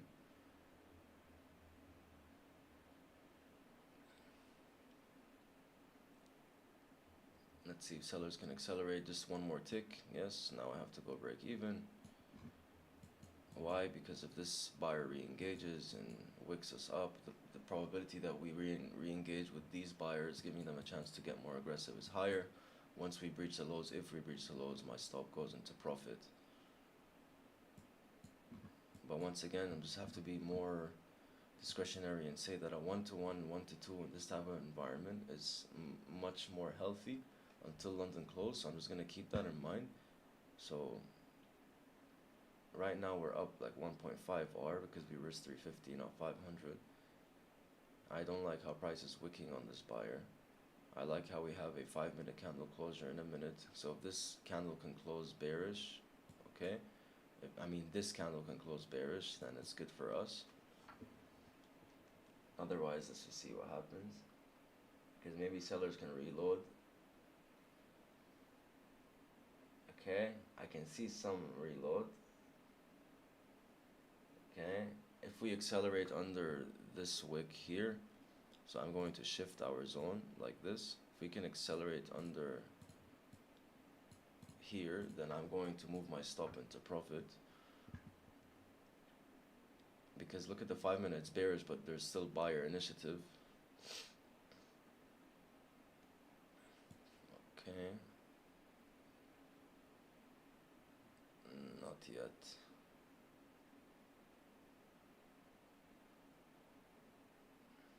Not yet. 5 seconds. Maybe we can leverage a 5-minute close. Nah, these wicks at this buyer are not good. Okay, there we go. Now we're break even. Now we're stopping profit. I'm really liking this interaction. Let us go below here. Now we secure 800 just in case it's Order partially filled. We had to. If this buyer Order gets filled. absorbed, we revisit this 153. We should Order squeeze back up cancelled. and re-engage to these sellers. But yeah, nice little trade, you know. But this environment sucks. Like in a more quote unquote normal environment relative to the price action I like, this would have accelerated to the downside. But the fact that this seller came in and got absorbed, and we re-engaging with this buyer, the probability of us re-engaging with this cluster of sellers is so high. And if they do succeed, where do you think we're gonna go? If they don't succeed in re-engaging, where do you think we're gonna go? We're gonna revisit the highs here, where these buyers got absorbed. They're gonna re-engage, squeeze price up. So I'm not willing to leave my stop and break even. I'm not willing not to trail. I'm not willing to be more aggressive. I am forced to be more conservative, although I think price is gonna mean revert. But once again, we're gonna wait till London close. Like, look, now we're re-engaging with these sellers. Now it's their job to reload. If they don't reload, and you don't see a wick in this candle exactly now, you're going to rocket up. And why? It wouldn't have been wise for me to break down here and us, let's see where our entry was, hit break even. We would have hit break even. We engage with the low break even. Oh, let's see if they reload. Or we leave the full stop loss. It's in this environment, you can't do that. You can't do that.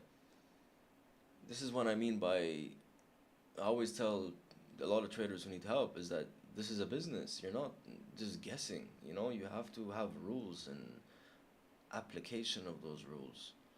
Otherwise, you don't survive.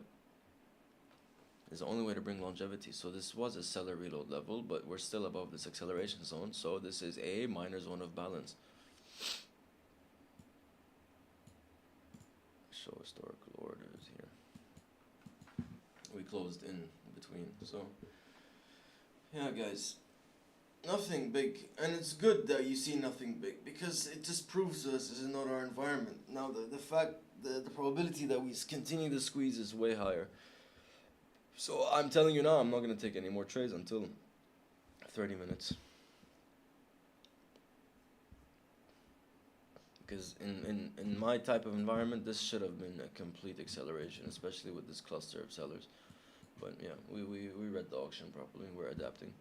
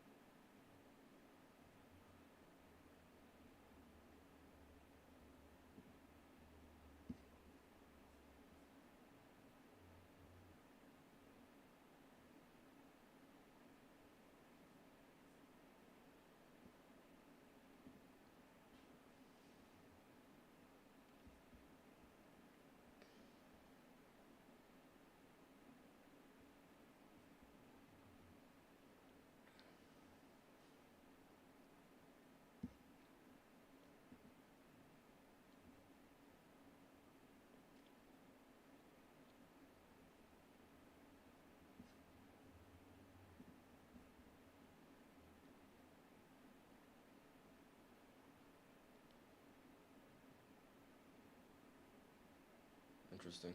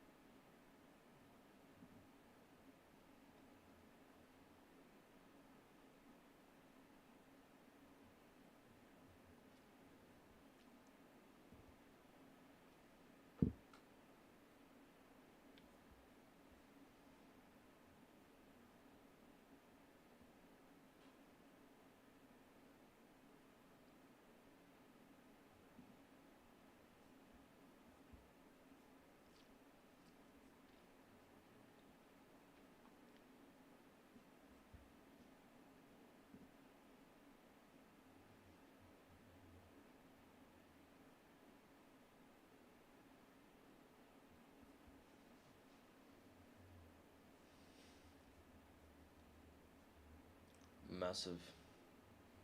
They just love this zone so much. See my 30 minute, 15 minute, my 1 hour on the NASDAQ. Am I muted? I'm not muted, no? Yeah, anything can happen here because we're like a couple of points away from reaching all-time high. We can mean revert and have a balanced auction until next week, which is the higher probability. We can squeeze, retrace, then compress. It's also an option. We can just squeeze and compress above all-time high, which is an option. But there's just too many options out there. I can't be aggressive here. This is how you get to a point where you make like 30 to 50,000 a month. It's just by being conservative, not taking every opportunity. You need 10 5K days for a 50K month. Take some losses, 10K, 15. You know, it's and you do that consistently. This is how you make money trading.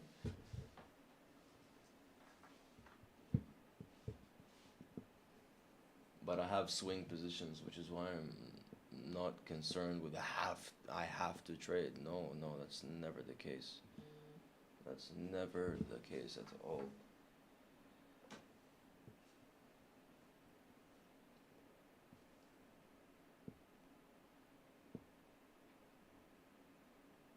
What the fuck?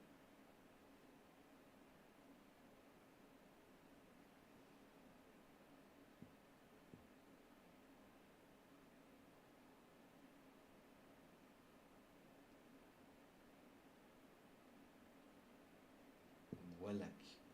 Man, I can't even say it.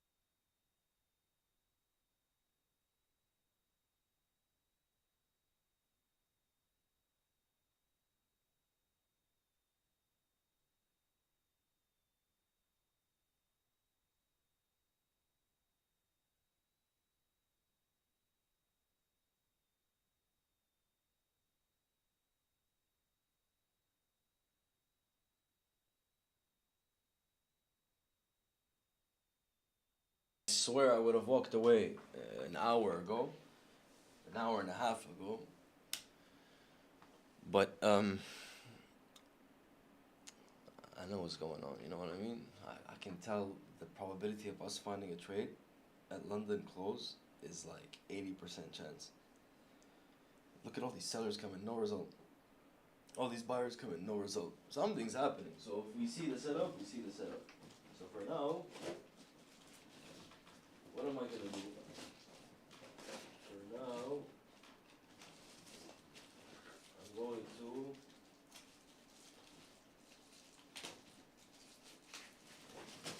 have a cocktail juice. Ya salam, man.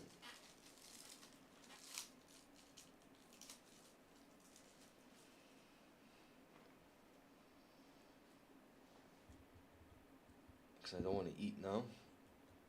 I refuse to eat on stream. So yeah.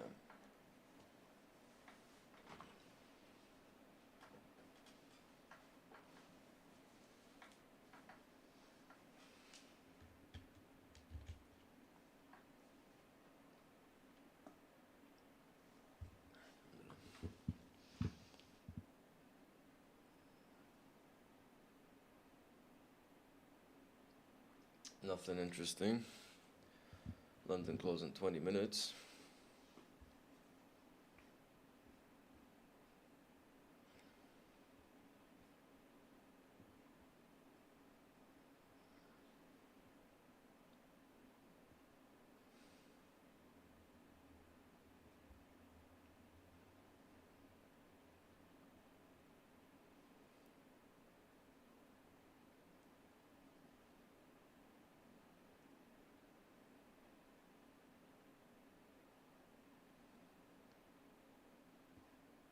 I'd be nervous being in sells, I'd be nervous being in buys. Controlled grind up, but this is where they set up the fucking, excuse my language, this is where they set up the huge moves. They don't give a chance for any of the impatient or aggressive traders to enter because they either are getting stopped out, either they're scared of getting stopped out, and then the aggressive huge move happens. I can see it. That's an 80% chance of happening. I've seen this happen hundreds of times, if not thousands of times. Probably thousands, it's not hundreds.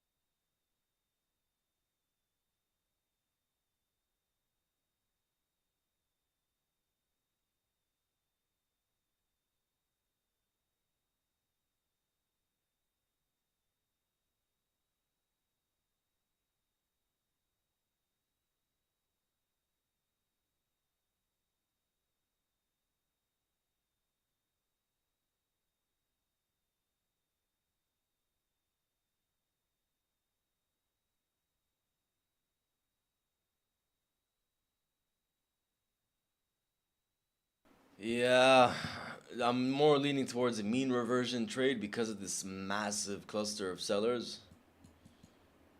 And this seller got absorbed, but they couldn't push price up. The seller re-engaged, brings price down.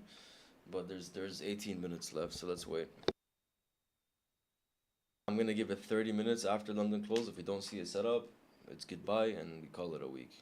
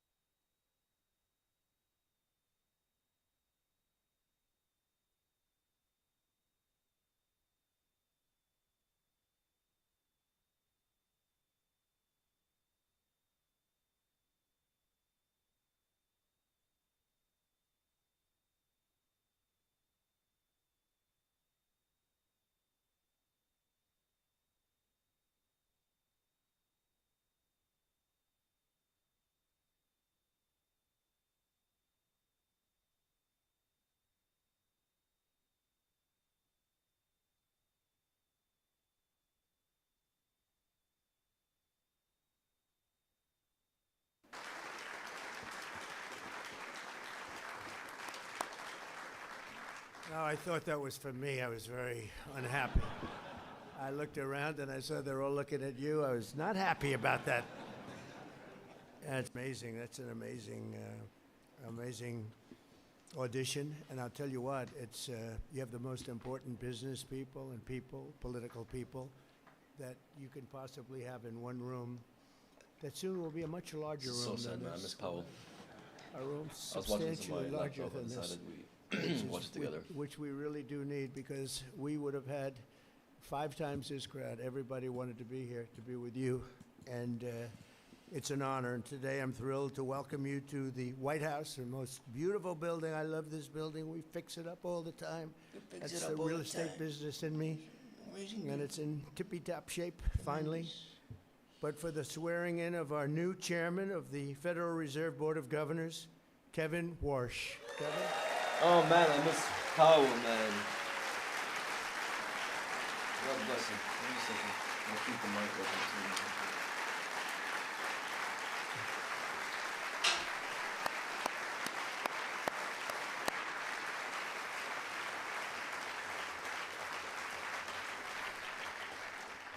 And I expect he will go down as one of the truly great chairmen of the Federal Reserves that we've ever had. I really believe that. I think he's got abilities that very few people have.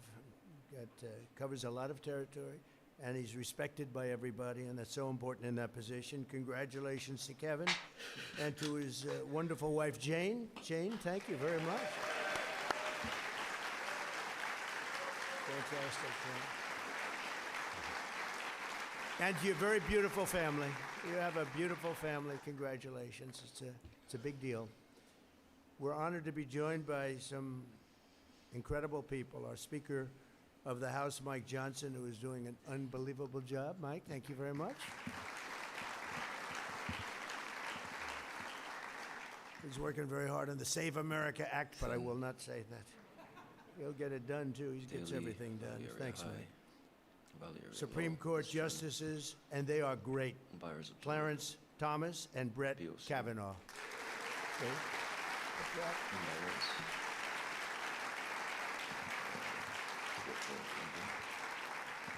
Secretary of the Treasury, he's like central casting. Scott Bessent. Scott Bessent. No, Scott Bessent. If we do a movie on, Scott. someday we're going to need a Secretary of the Treasury. We're starring him, I think. We'll put him in there, right?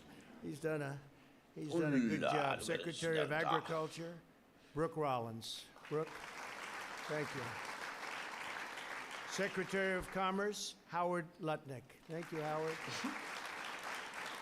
Secretary of Transportation, Sean Duffy. The Avengers. Thank you, Sean. Acting Secretary of Labor, Keith Sonderling. Keith. Where's Mark Rubio? CIA Director, John Radcliffe. Thank you, John. Yeah, I like that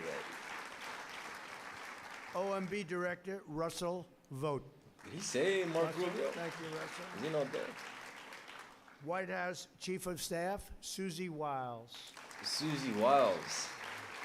Hey, Susie.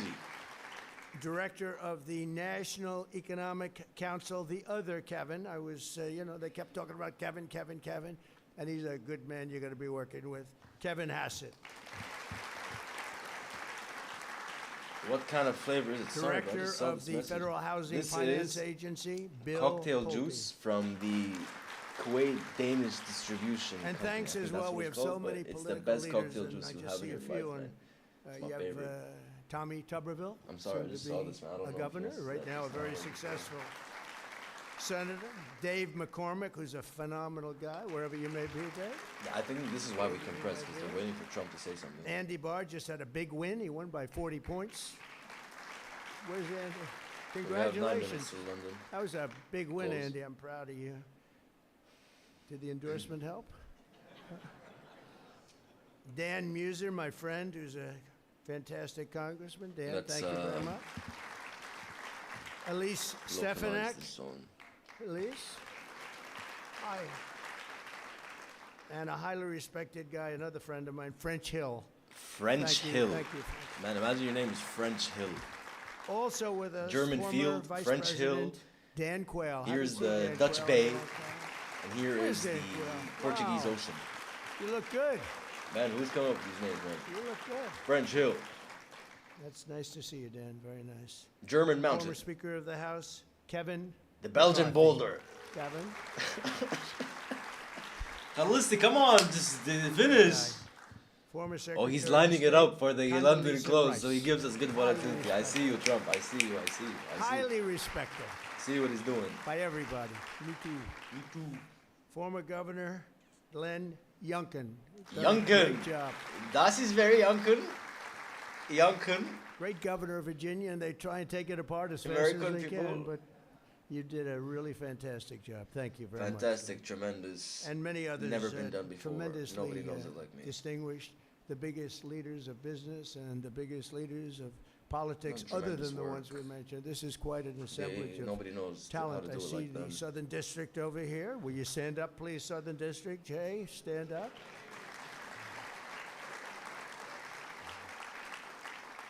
And I don't know if our acting attorney general is here. He's pretty busy. He's kept very busy. So if he is, or if he isn't, I'll just tell you he's doing a very good job working together, right?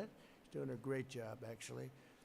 So no one in America is better prepared to lead the Federal Reserve than Kevin Warsh. Kevin received a degree in public policy from Stanford University and then earned a JD from Harvard Law School. He studied under the renowned economist Milton Friedman and was Oh. mentored by the legendary Secretary of the Treasury and Secretary of State George Shultz, all legendary names, really. Kevin has worked at the highest levels This of the guy financial world as an executive in the private sector. He did very well. Looks and Indian. he Kevin served at the Walsh, highest origins, reaches of country. government as a senior economic advisor in the White House. He knows the White House very well. doesn't He's look walking white. through the White House. He's pointing things to me that I didn't even know. At the age of He's like 35, he Mexican? became the youngest ever Federal Reserve governor. For the past Yeah, 15 I know he's years, Kevin American. has been a Where's he? fellow at Stanford's Hoover SDI. Institution, and his credentials really are second to none when you hear them, and there's plenty more. I know that Kevin has the deepest respect and reverence for the institution he will lead starting today. We're so lucky to have him. The Federal Reserve is a pillar of the world financial system and Family the most background, important Jewish central American. bank His anywhere parents were in the Robert world, Warsh. with a history stretching back more than 100 years. It is truly the Eh. institution that's most looked to and most respected, and it's now taken on a new and even higher respect, in my opinion. And honestly, I really mean this. This is not said in any other way. I want Kevin to be totally independent. I Jewish, want him to okay. be independent and just do a great job. He's Don't not look at me. Ashkenazi, Don't look at anybody. Doesn't look Just Ashkenazi. do your own thing and do a great job. Okay? Okay, so Trump said he wants him to be independent, huh? Okay, Habibi, when I don't cut the rates, don't tell me anything then. Look how he's holding his arms like this.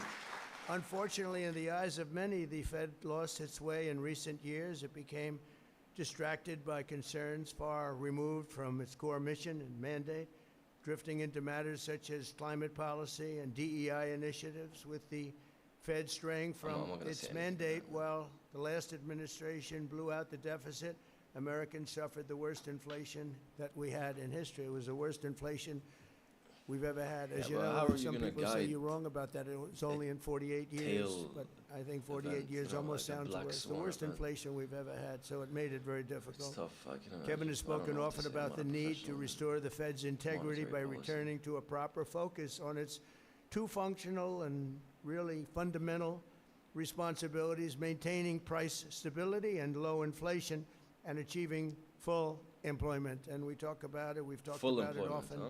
And right now, we have the most people maximum working in full. the United States than we've ever had. We have never had as many people working right now in the United States. And I've it's never heard something Kevin that Warsh talk. I want like to hear him say, and talk. it's been pretty much that way This'll be ever my since first I've been time. president. When I go back to the first term, I had those numbers too, and I kept them. And we've done things that are really amazing, but we can bring it to a new and higher level with Kevin. I think we can bring it to a level that nobody ever thought possible. By following through on this vision, Kevin will restore confidence in the Fed, which is so important and among Americans all across the political spectrum and people from all over the world. And they're going to be looking to Kevin, probably and possibly more than any other person that's had your esteemed position before. I think that's true, Kevin. You got a lot of people watching. I fully expect that with the greatest Fed chairs before him, Kevin will safeguard the Fed's integrity. They'll make their own decisions and hopefully make them well, but they'll be listening to Kevin all the way. I really believe that. Even if they're from a somewhat different persuasion, they're going to be listening to him out of respect, because everybody respects him. Thankfully, unlike some of his predecessors, Kevin understands that when the economy is booming, that's a good thing. We don't have to go crazy. Just let it boom. We want it to boom. We want it to be like nobody has ever had before, because we do have some debt we'd like to take care of. And the way you do that is through growth. We're going to grow our way out of it so fast. And Kevin's somebody, and I feel strongly also, we don't want to see it stifled. We want to stop inflation, but we don't want to stop greatness.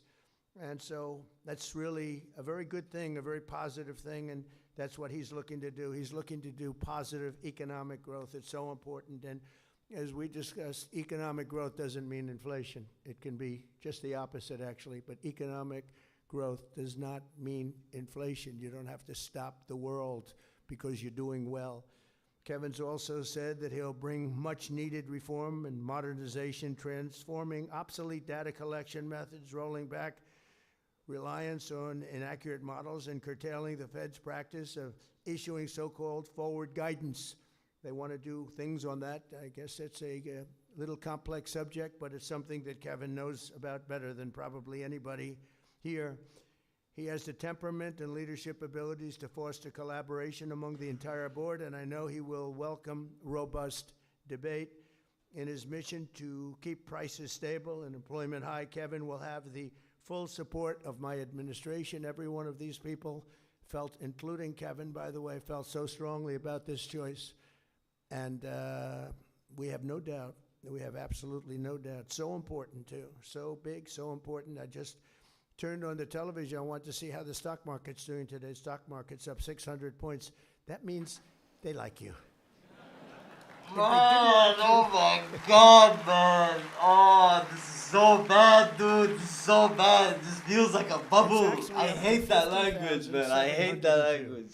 So that's as of about 12 minutes ago. Now, who knows? But I think it can only go up. I think with you, it's only going to go up. Oh That my was God, a bro. number that I love nobody this. thought was It's reachable insane, during man. my entire 4 years. If you look at some of the great pundits, they said, well, 50,000 would be impossible during the 4 years, but sometime after, we hit it in the first year, but now we're really hitting it. And think of it, it's up to 50,702. And S&P even likewise said the set a new dollar record number, today. They man. both That's set new records insane, today, man. and boy, that's All right, something London good. close, But you're guys. going to bring it to a much different level. Believe me, it's good, but it can go much better, and that's what I think you're going to do. In my first year, we passed Oh, the he's largest putting so tax much cuts pressure on him. in American rates, make history, the the stocks largest go up. regulation cuts in American Buy history, Dell, the buy largest Intel. spending cuts in American history, all things that are so important to greatness. And last year, we slashed the budget by almost $500 billion. At the same time, our military was at $1.2 trillion, and we'll be doing the one thing we are going to be doing is, and we build everything in America. We build it here. It's jobs, jobs, jobs, but it's also strength. Bro, let him talk. Let him strength, talk. strength. Finish. We're We get it. going to be Okay, submitting that a was at military 50. budget for $1.5 trillion. We have the greatest military in the world. I built it during my first term. Order Even partially though we'd be filled. using it so much in my second Order term. filled. But they gave away a little bit of it Breach of the during laws, somebody stop else's loss term, at the highs, foolishly, but it's a very break small part even relative at to the whole. But we have the under greatest 64 military in the because world. it's I gonna was get with volatile. President Xi, and I said to him, we have the greatest military in the world, and he actually didn't agree. We had a great meeting. He actually didn't disagree with me on that very much, I will tell you. But we really do. What we've done in Venezuela, you see, what we've Say done something. to Iran. Iran is dying to make a deal. We'll see what happens, but we hit them hard. And we had no choice because Iran That's probably cannot what have that move was. He a said Iran nuclear and the weapon. They algorithms cannot have censored. it. Oh, that's not good then. Yeah, we're gonna hit stop loss because that was just algorithmic. So I promised to cut Order 10 from old him saying regulations, as Iran. you know, in my first term, for every new regulation. If you put a new regulation in, that's fine, but you had to cut at least 10. And so far, and I did that. It was actually 1 to 12, so I did a little bit better. So far, we're blowing it away this year. Order So far, partially it's filled. one for Order filled. 129. In other words, we're cutting Order cancelled. 129 regulations that we put in, so that's music to your ears. We don't even have to go through Congress for that. It's a lot easier. If I do it, it's a lot easier. But all of these actions are aimed at lowering costs, creating jobs, and driving economic growth. Jobless claims recently hit the lowest level since 1969. Under our leadership, 5 million people have been lifted off of the food stamps. Think of that, just in a short period of time. More Americans are working today, as I said, than ever before. And very importantly, 100% of the net new jobs under this administration have been created in the private sector, which is a number that nobody's ever achieved. Think of that, they're all in the private sector, and we did get rid of a lot of government jobs. You had jobs where there were 10 people for every single job and every single event, and they were doing all the same thing, or they weren't doing very much. And they didn't like me for a while, and now they're all working at private sector jobs, and they're making double, triple, quadruple the pay, and they're loving life, and they're loving going to work. And it was a painful experience cutting that many people from the federal government, but it's been amazing, and you just can't have that. You can never make a country, as I say, great again if you're going to have all government jobs. We're all private jobs, and the jobs are coming. We're building more plants, more equipment than anybody has ever, any president's ever done, any administration's ever done. And the number I like the best is we have $18 trillion being invested in the United States for 11 months, not 12. We haven't gotten the results from 12 yet. We're pretty new. But in 11 months, we have $18 trillion being invested, with a T, being invested in the United States. And the record was $3 trillion many years ago by a different country that I actually just left. It starts with a C. But we have, and that was 3. And we're at 18 trillion. We're building factories, car plants, everything, AI, everything, all over the country. Nobody's ever seen anything like it.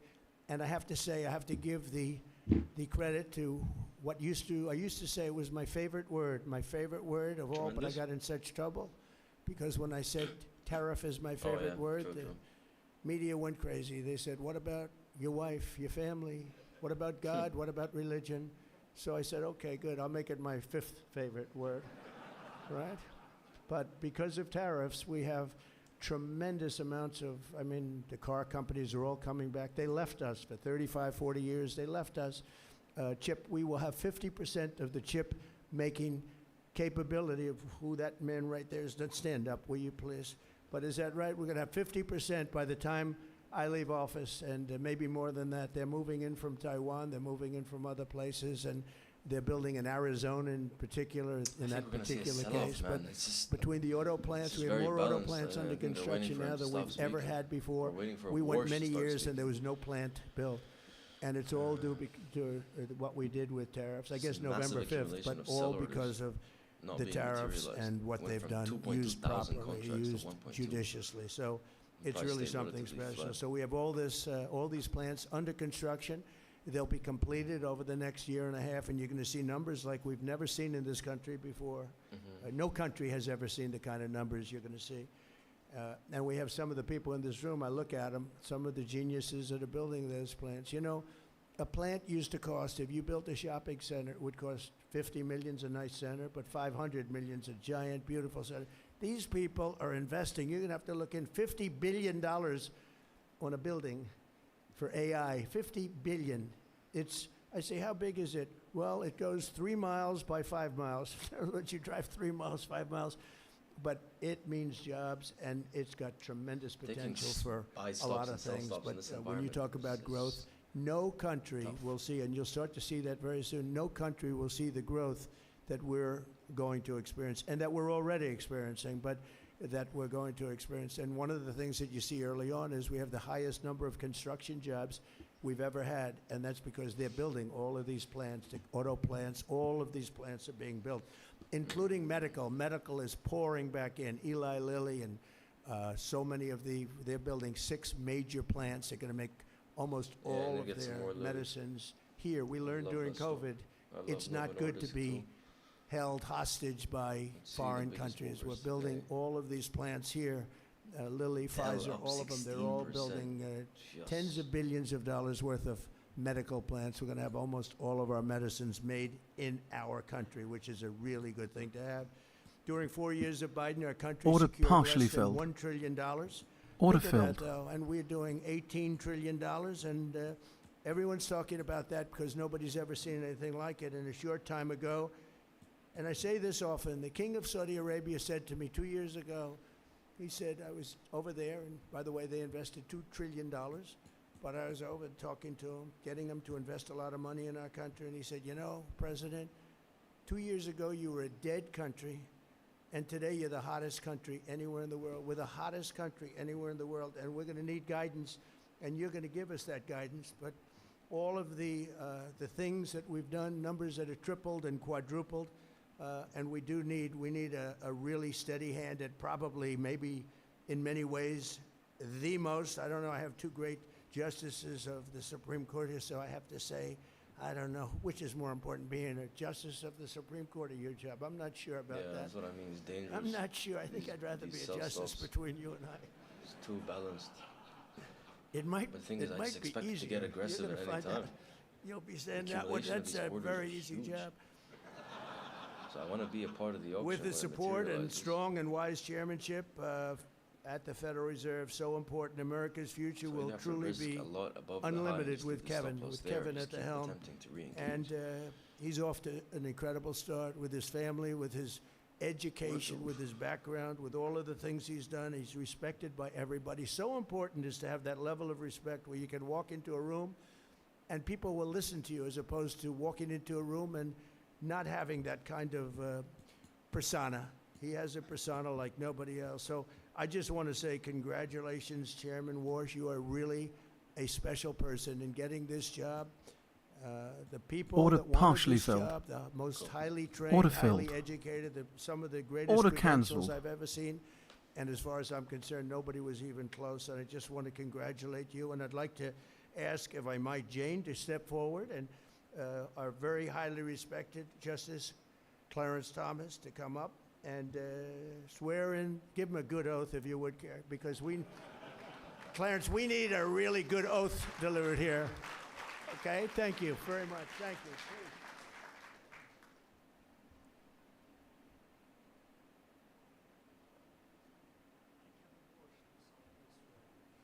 That I will support and defend the Constitution of the United States That I will support and defend the Constitution of the United States against all enemies, foreign and domestic. against all enemies, Enemies, bro. What are you talking about? That I Okay, sure. will bear Economic true warfare. faith Let's go. and allegiance to the same. That I will bear true faith and allegiance to the same. That I take this obligation freely That I take this obligation freely, without any mental reservation or purpose of evasion. without any mental reservation or purpose of evasion. And that I will well and faithfully discharge And that I will well and faithfully discharge the duties of the office on which I'm about to enter. the duties of the office upon which I'm about to enter. So help me God. So help me God.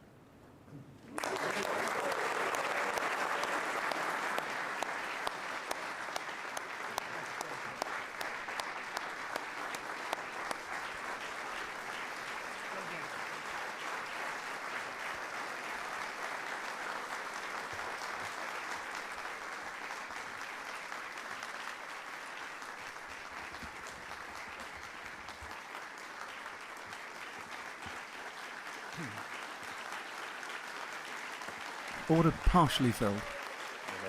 Order filled. The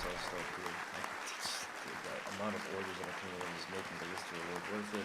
I want to go break even if we reach this low. Look at the volume. It's coming back to where price was at here, which is why my take profit is close to VWAP. But I have no problem attempting it. Thank you, because Mr. I'm President. just very This sure it's going to is materialize. I just above and hope it beyond. doesn't stop me out before it does. It is such an honor for Jane and me to have this ceremony here in the East Room with you, sir. This guy sounds extra American. I couldn't ask for a more beautiful setting or more gracious welcome, and I am grateful. I recognize, as the President said, that ours is a time of great consequence. It's also a great honor for me to have Yeah, the this oath is of tough. I office can tell administered it's by the one of the same great and transaction. longest-serving And I just public keep engaging servants, the same way. This is no good. a brilliant and I just independent gave thinker, 1,500 to the market a for man free. dedicated to our Constitution, and Whatever. no less important, a joyful and collegial presence on our highest court, my esteemed friend, Justice Clarence Thomas.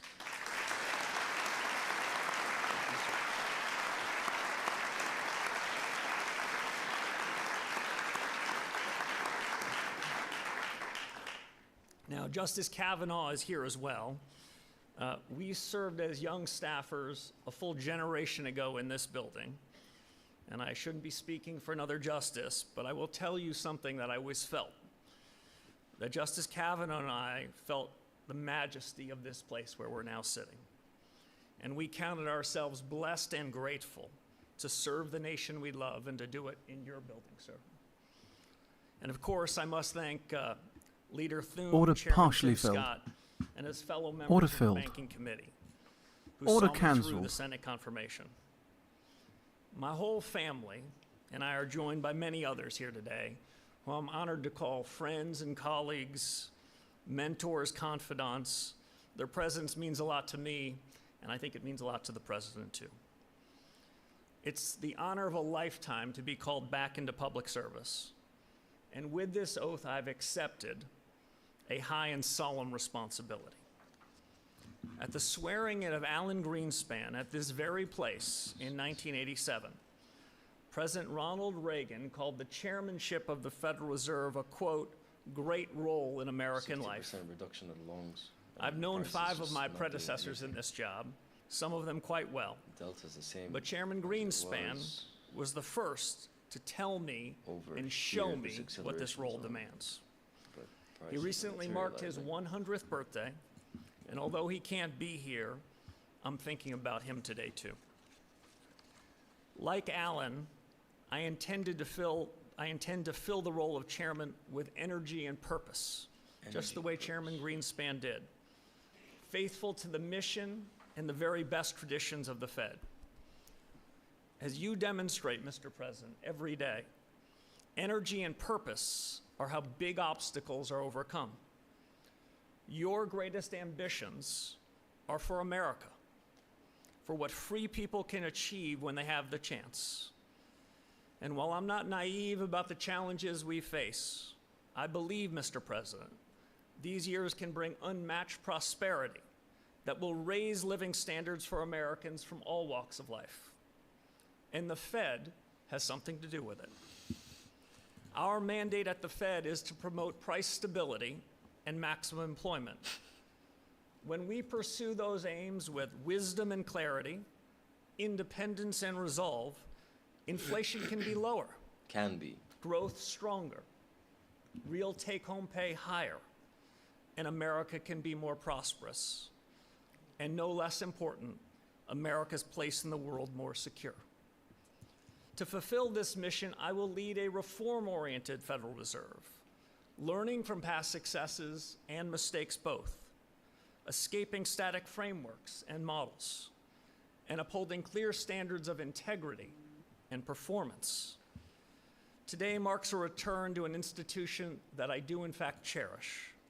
Oops, It was wrong one. nearly a generation ago, at another Order time of partially great filled. consequence, that I Order worked with filled. some outstanding public servants at Order the Fed. partially filled. Okay, it's gonna do the same thing, you know? It's and at gonna the just Reserve bounce and banks. compress. My goal now Oh is to create an man, environment bro, in which the best I'm people nah, can that's do such their a life's piss best off, work, dude. and to face every challenge in the spirit of common purpose and devotion to the national interest. No, In a no, word, wait, to wait. excellence.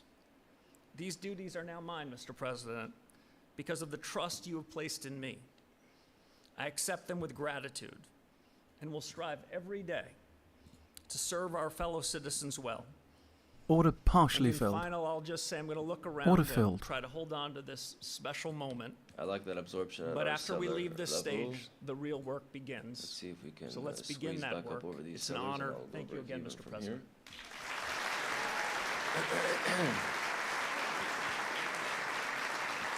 Only because it got absorbed at the point where it accelerated. 'Cause even if I entered the cellar, I would have been break even. I wouldn't have taken that for a moment.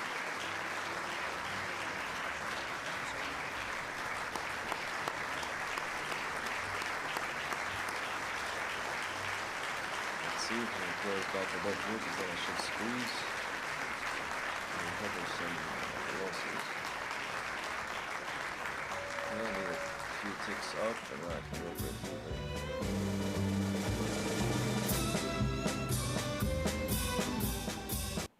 Alright, cool, whatever. Okay, now we're on our own. We don't have Warsh, we don't have Trump, which gives it a reason to dump. That rhymed. Yeah, what? Order partially Dude, filled. such sloppy execution. Order from my filled. end, man. That was Order cancelled. very unnecessary. Like very unnecessary, man.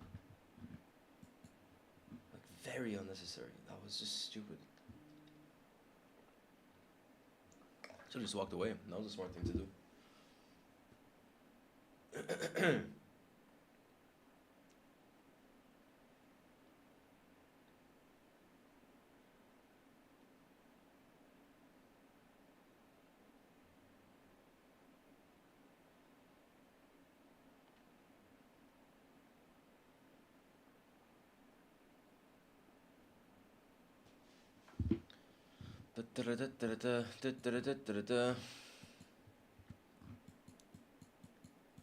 Yeah, I should have just walked away, man. This is not smart.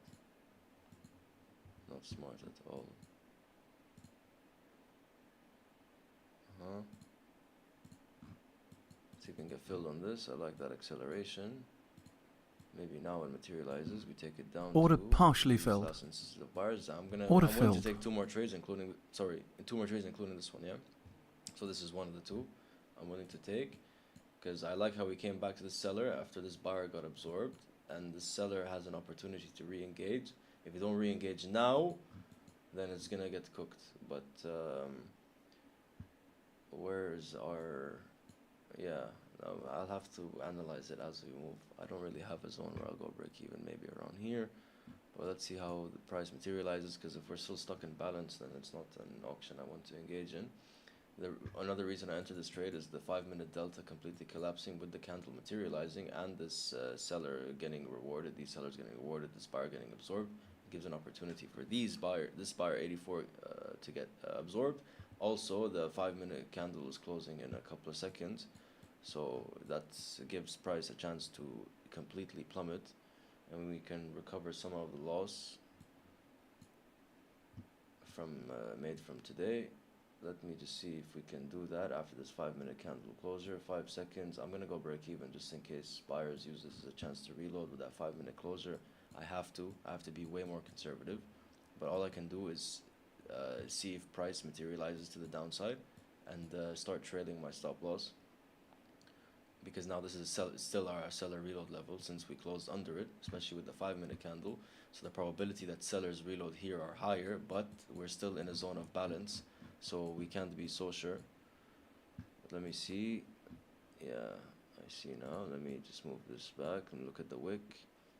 Yeah, this is the last chance for sellers to reload here. If they don't, then it's going to start going back up. But we have a very tight stop loss, but it's manageable, because I know if we stay in here, we're gonna squeeze up to the 93 buyer, and we're just gonna stay in a zone of balance. Yeah. Order and partially filled. yeah, Order filled. here. I really thought Order the price action cancelled. would change, which is why I attempted those multiple stops, those sell orders. Here, let me put my 30-minute chart here, because that's gonna close soon. Okay.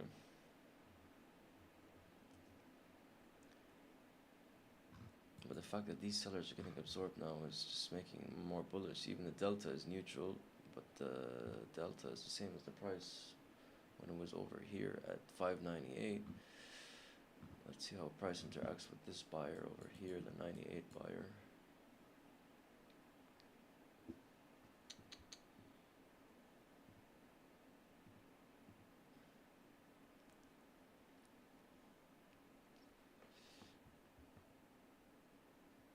One option is to find a sniper long entry and just have a controlled grind up for the rest of the day, and we can just hold it. But I'd have to be more conservative and less aggressive with the stop loss. Okay. No volume in this move up relative to the buy side. Sell side still dominating but not really materializing.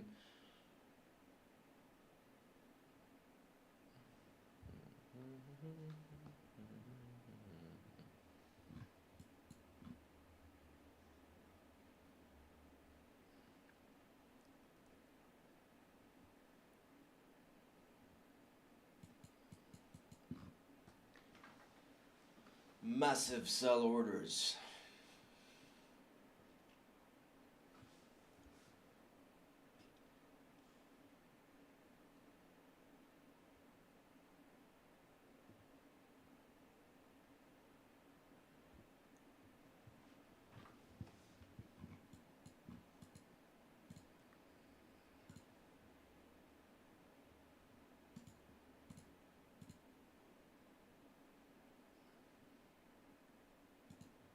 I'm gonna try this. I think we come into balance. It's based on the fact that the delta is completely down. It tells two stories. Either sellers are taking control, but prices are materializing, so we get a acceleration eventually, or we get a squeeze. But the fact that we don't have any news and sellers haven't taken control yet, I have a buy stop above here. Now it's not that worth it anymore. So I have to Order close this cancelled. order. Okay. Let's see if sellers can get aggressive here.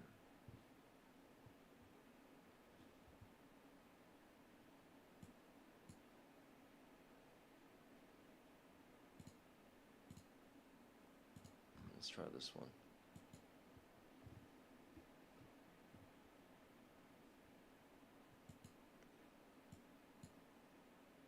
Back to this large buyer. And we have a high spike of delta here, so if the price can move up above these massive sellers and this buyer takes control again, then I'm willing to have some exposure. 5-minute candles closing neutral to green so far with a red delta, so I can tell buyers are trying to attempt to push price up. Let me lower it by 1 tick. Okay.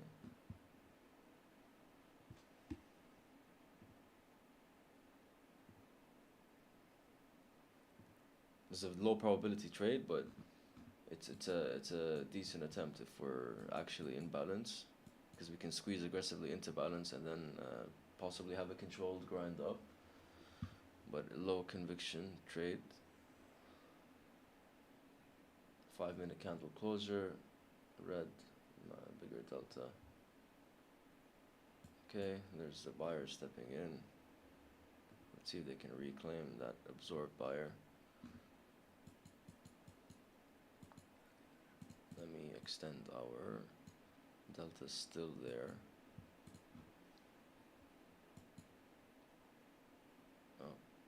Okay. Order cancelled. Now I will do something like this. Oops, wait, that was too much, like this. Because if this seller gets absorbed, I want to have a stop loss on this massive delta protected by these buyers. And we can take it up back into the POC. Order partially filled. Okay, protected by these Order buyers. filled. And this is possibly the last trade I will take.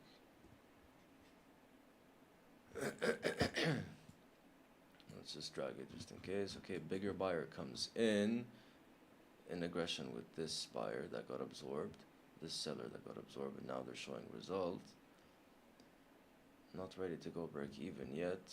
I need more of a move up into these 76, if not 93 buyer. Let's see if we can get that. 5-minute candle closure in 3 minutes.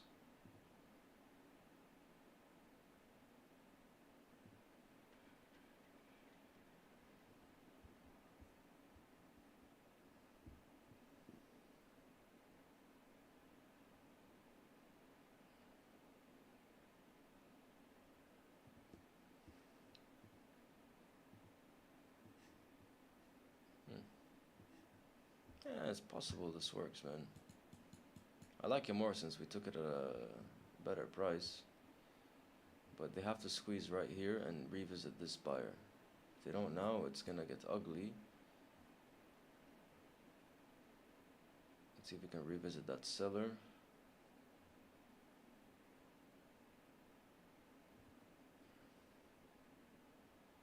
Because I want to go break even once we tap into this seller.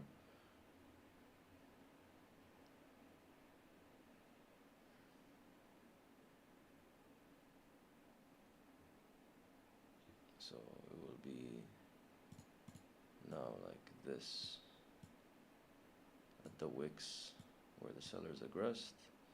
I'm going to delete this.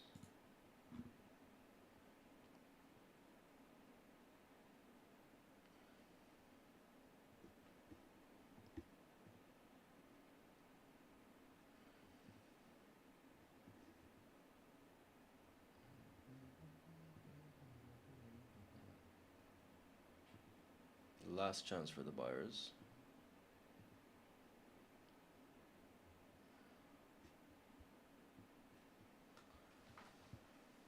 Let's see. Let's see what can happen.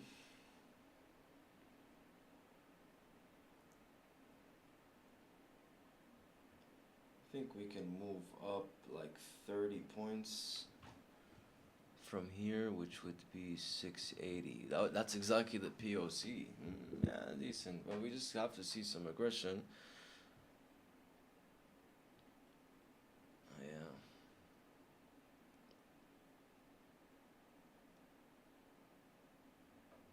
Last chance again. I like this 1 minute wick. If we can get another buyer, get aggressive here, that should be really good. We have a 5 minute candle closer and a minute, so if we can push up, have that candle close, because look from the delta, you can see that the sellers are trying to take control. So if buyers can absorb all these sellers here and engulf at least 75% of this 5 minute candle, you should see a squeeze start to materialize and buyers start to get more aggressive. But I don't want to go break even until we touch this 76 seller, which is like the bottom of this reload level.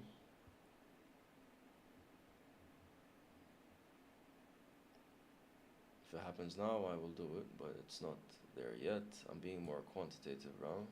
Okay. Let's see if we can push into it. Yeah, okay. Now I have to go break even. Where's exactly break even? Okay, I want to see buyers start to get more aggressive. Let me just in case we squeeze higher, just in case. But we will be trailing our stop in a position like this. 5 minute candle closed. I'm liking the momentum of this candle. I like how we have a lot of room to wiggle around. I like how we're touching this buyer. We're giving him a chance to re-engage and interact with these sellers.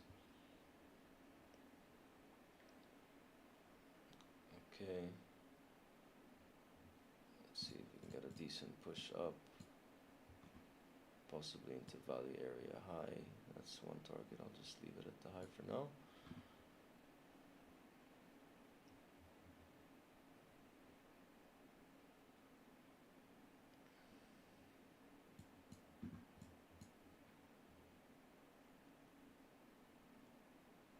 Okay, we're engaging with these sellers. If they capitulate, you should see acceleration.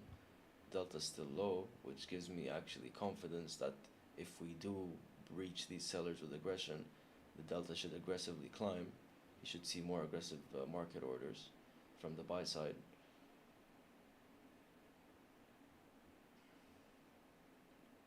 And if this trade fails, I'm gonna call it a day.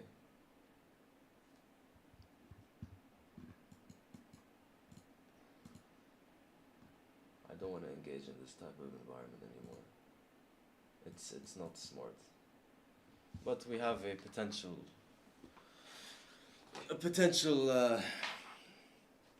position we can hold.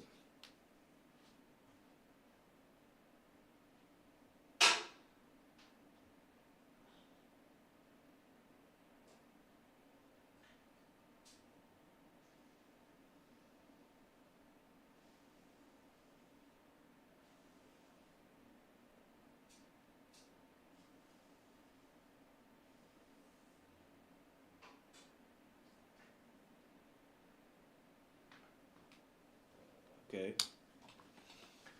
We're attempting to squeeze from here.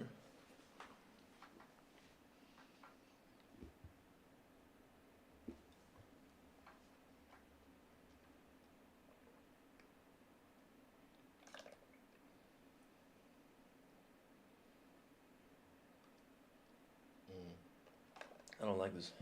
You see how we came up exactly to these sellers here and price accelerates down. Smart thing to do would to be secure something, but the fact that I know we have the first engulfing 5-minute candle of this complete wick, I'm giving a chance for buyers to step in again. The probability of buyers stepping in again here is around 30% for now, especially with this 1-minute candle closure.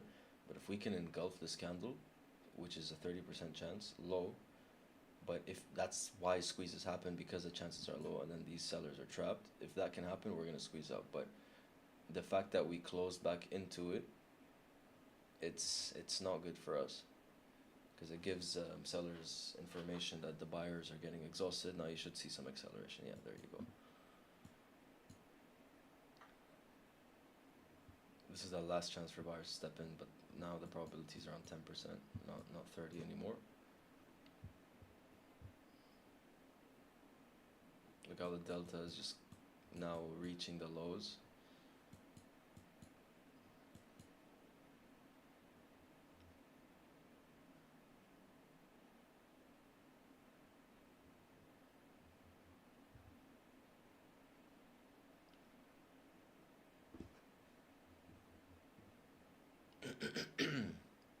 Yeah, we're gonna Order stop. partially filled. Order filled. Yeah, Order cancelled. I don't like this auction. We'll make it work another day, but this type of environment is just it's blech. It's not my type of day. We've had better days. If I had the buyer absorbed here, I would have closed and then flipped short, but we didn't have that information. It's all we had was the interaction of this buyer, this seller for a reload level. So let me delete this now.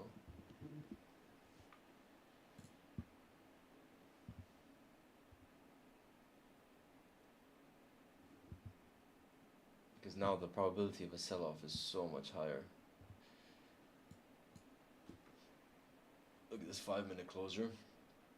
Complete engulfing of the engulfing of the engulfing.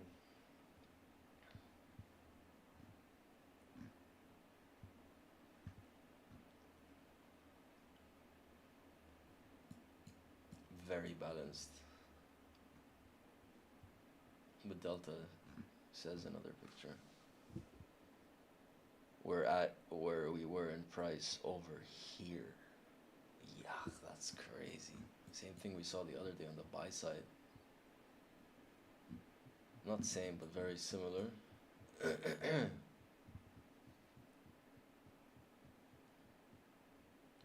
Very similar.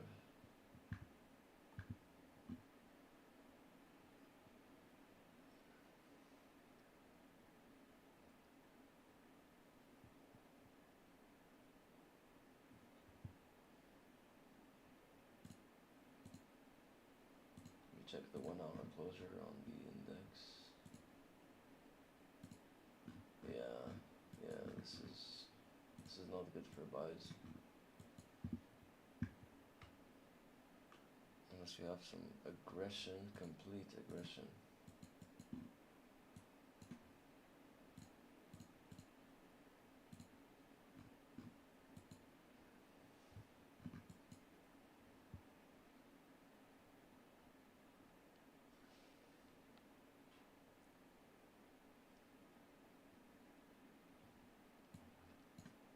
Don't like for sells that the fact that we had how many 660 contracts in this candle and we didn't even come back to our value area. Let me just make sure that is our value area. It was a high delta.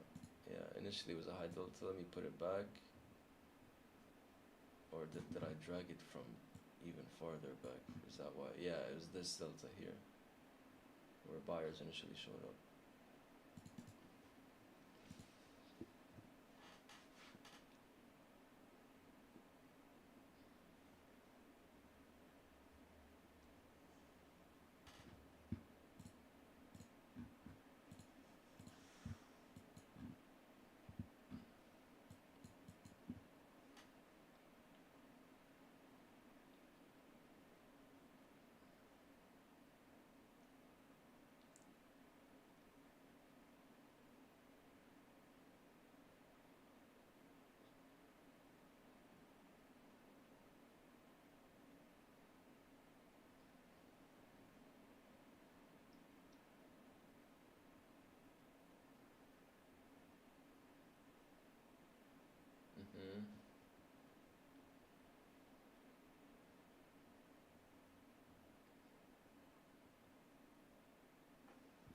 That's funny. Green candle engulfs this wick. Red candle wicks up, rejects, engulfs this green candle, and now this green candle is setting up for another.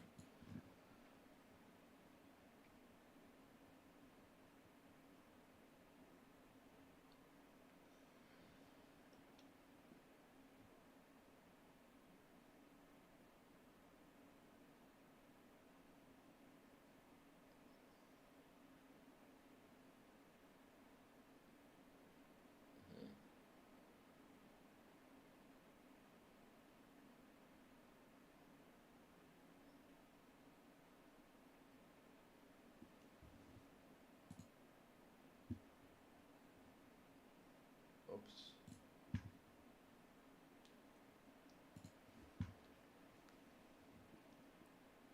It's a red panda.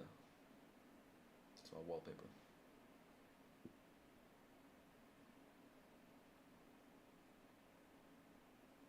I like this.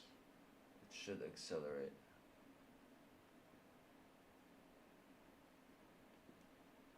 Five-minute closure incoming. You should see volume step into the market now. Accelerate price to the downside. If not, then my read in the auction is completely wrong.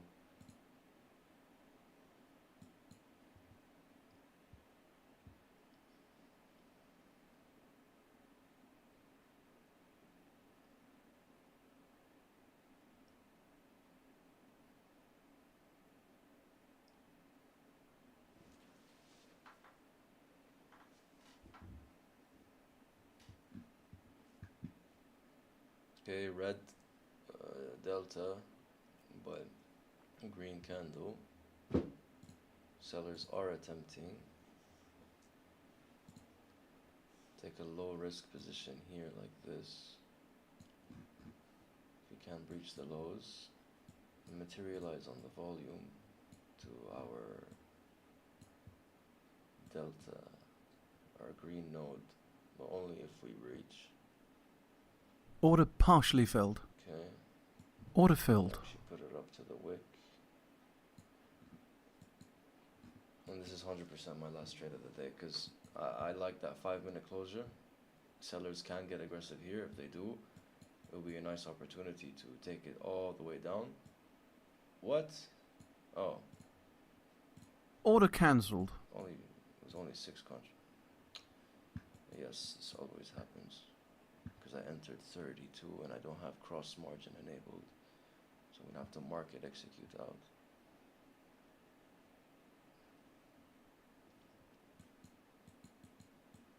I need to turn on cross margin when I'm trading on this account.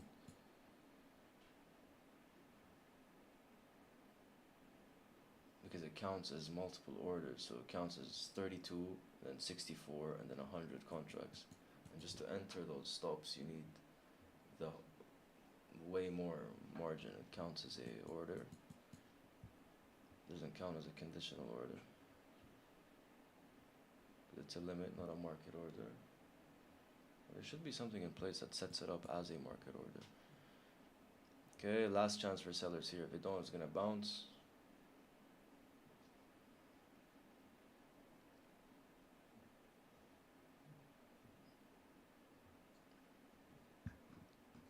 Look how buyers are trying to step in.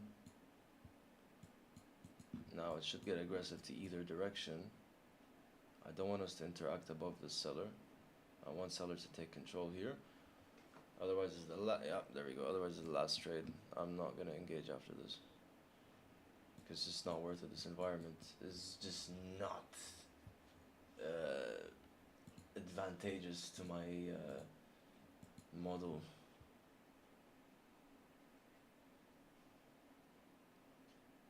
Now you should see an aggressive move to either side, because this is either seller reload, this guy reloading, or a seller rejection and buyers reload back up to these buyers here.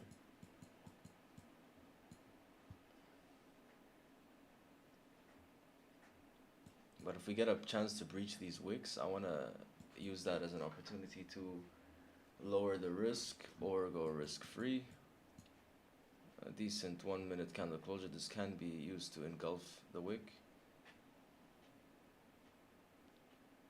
But this price action is just whack, man. Now the delta is slowly climbing up, so if the buyers can capitulate and we use this as an opportunity to lower risk, but it's too early to lower risk. Let me see, 15-minute candle closure soon. Yeah. This can accelerate to the downside, but it has to happen now. That's the thing, and that's why our stop loss is tight. Matches the style of my trading, but I don't like it. These buyers are holding price up. Yeah, there you go.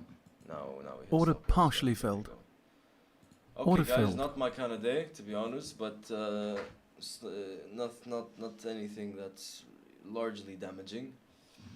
It's just not the environment. It was a Friday. We expected some price action like this. I should have just walked away, but I saw some opportunities I'd like to engage in. But yeah, guys, thank you to whoever showed up. As usual, keep this video up, keep all the lives up, whether it's a win or loss. But yeah, we are minus 3,052 for the day. Not a big damage, but it's a loss, you know, controlled loss. But yeah, thank you to everybody who showed up. I will see you guys next week, and we're gonna kick ass for sure. Streaming on Monday, first day of the week, and we can have a possible nice session. Let's just look at the last minute of this. I wanted to see this 15-minute candle closer. Have a nice weekend, Danny. Enjoy it, brother.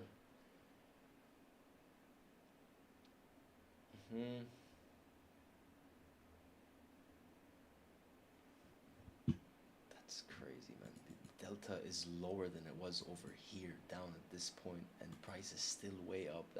That's why I just took so many. How many attempts did we take? Wait.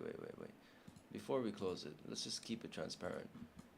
We took 1 short here, 2 short, 3 short, 4 short, 5 shorts, 6 shorts, 7 short. 7 shorts, not based on the same idea, but yeah, around 5 shorts based on the same idea of delta collapsing to the lows, but price not materializing. And I didn't expect that to mean seller absorption. I thought this would be a rebalance at London closure. But yeah, we were wrong on that, unless it materializes later, and that just means we were right on the analysis and the execution was just sloppy. But yeah, guys, thank you so much that ever showed up. I will see you guys soon. Have a blessed rest of your day.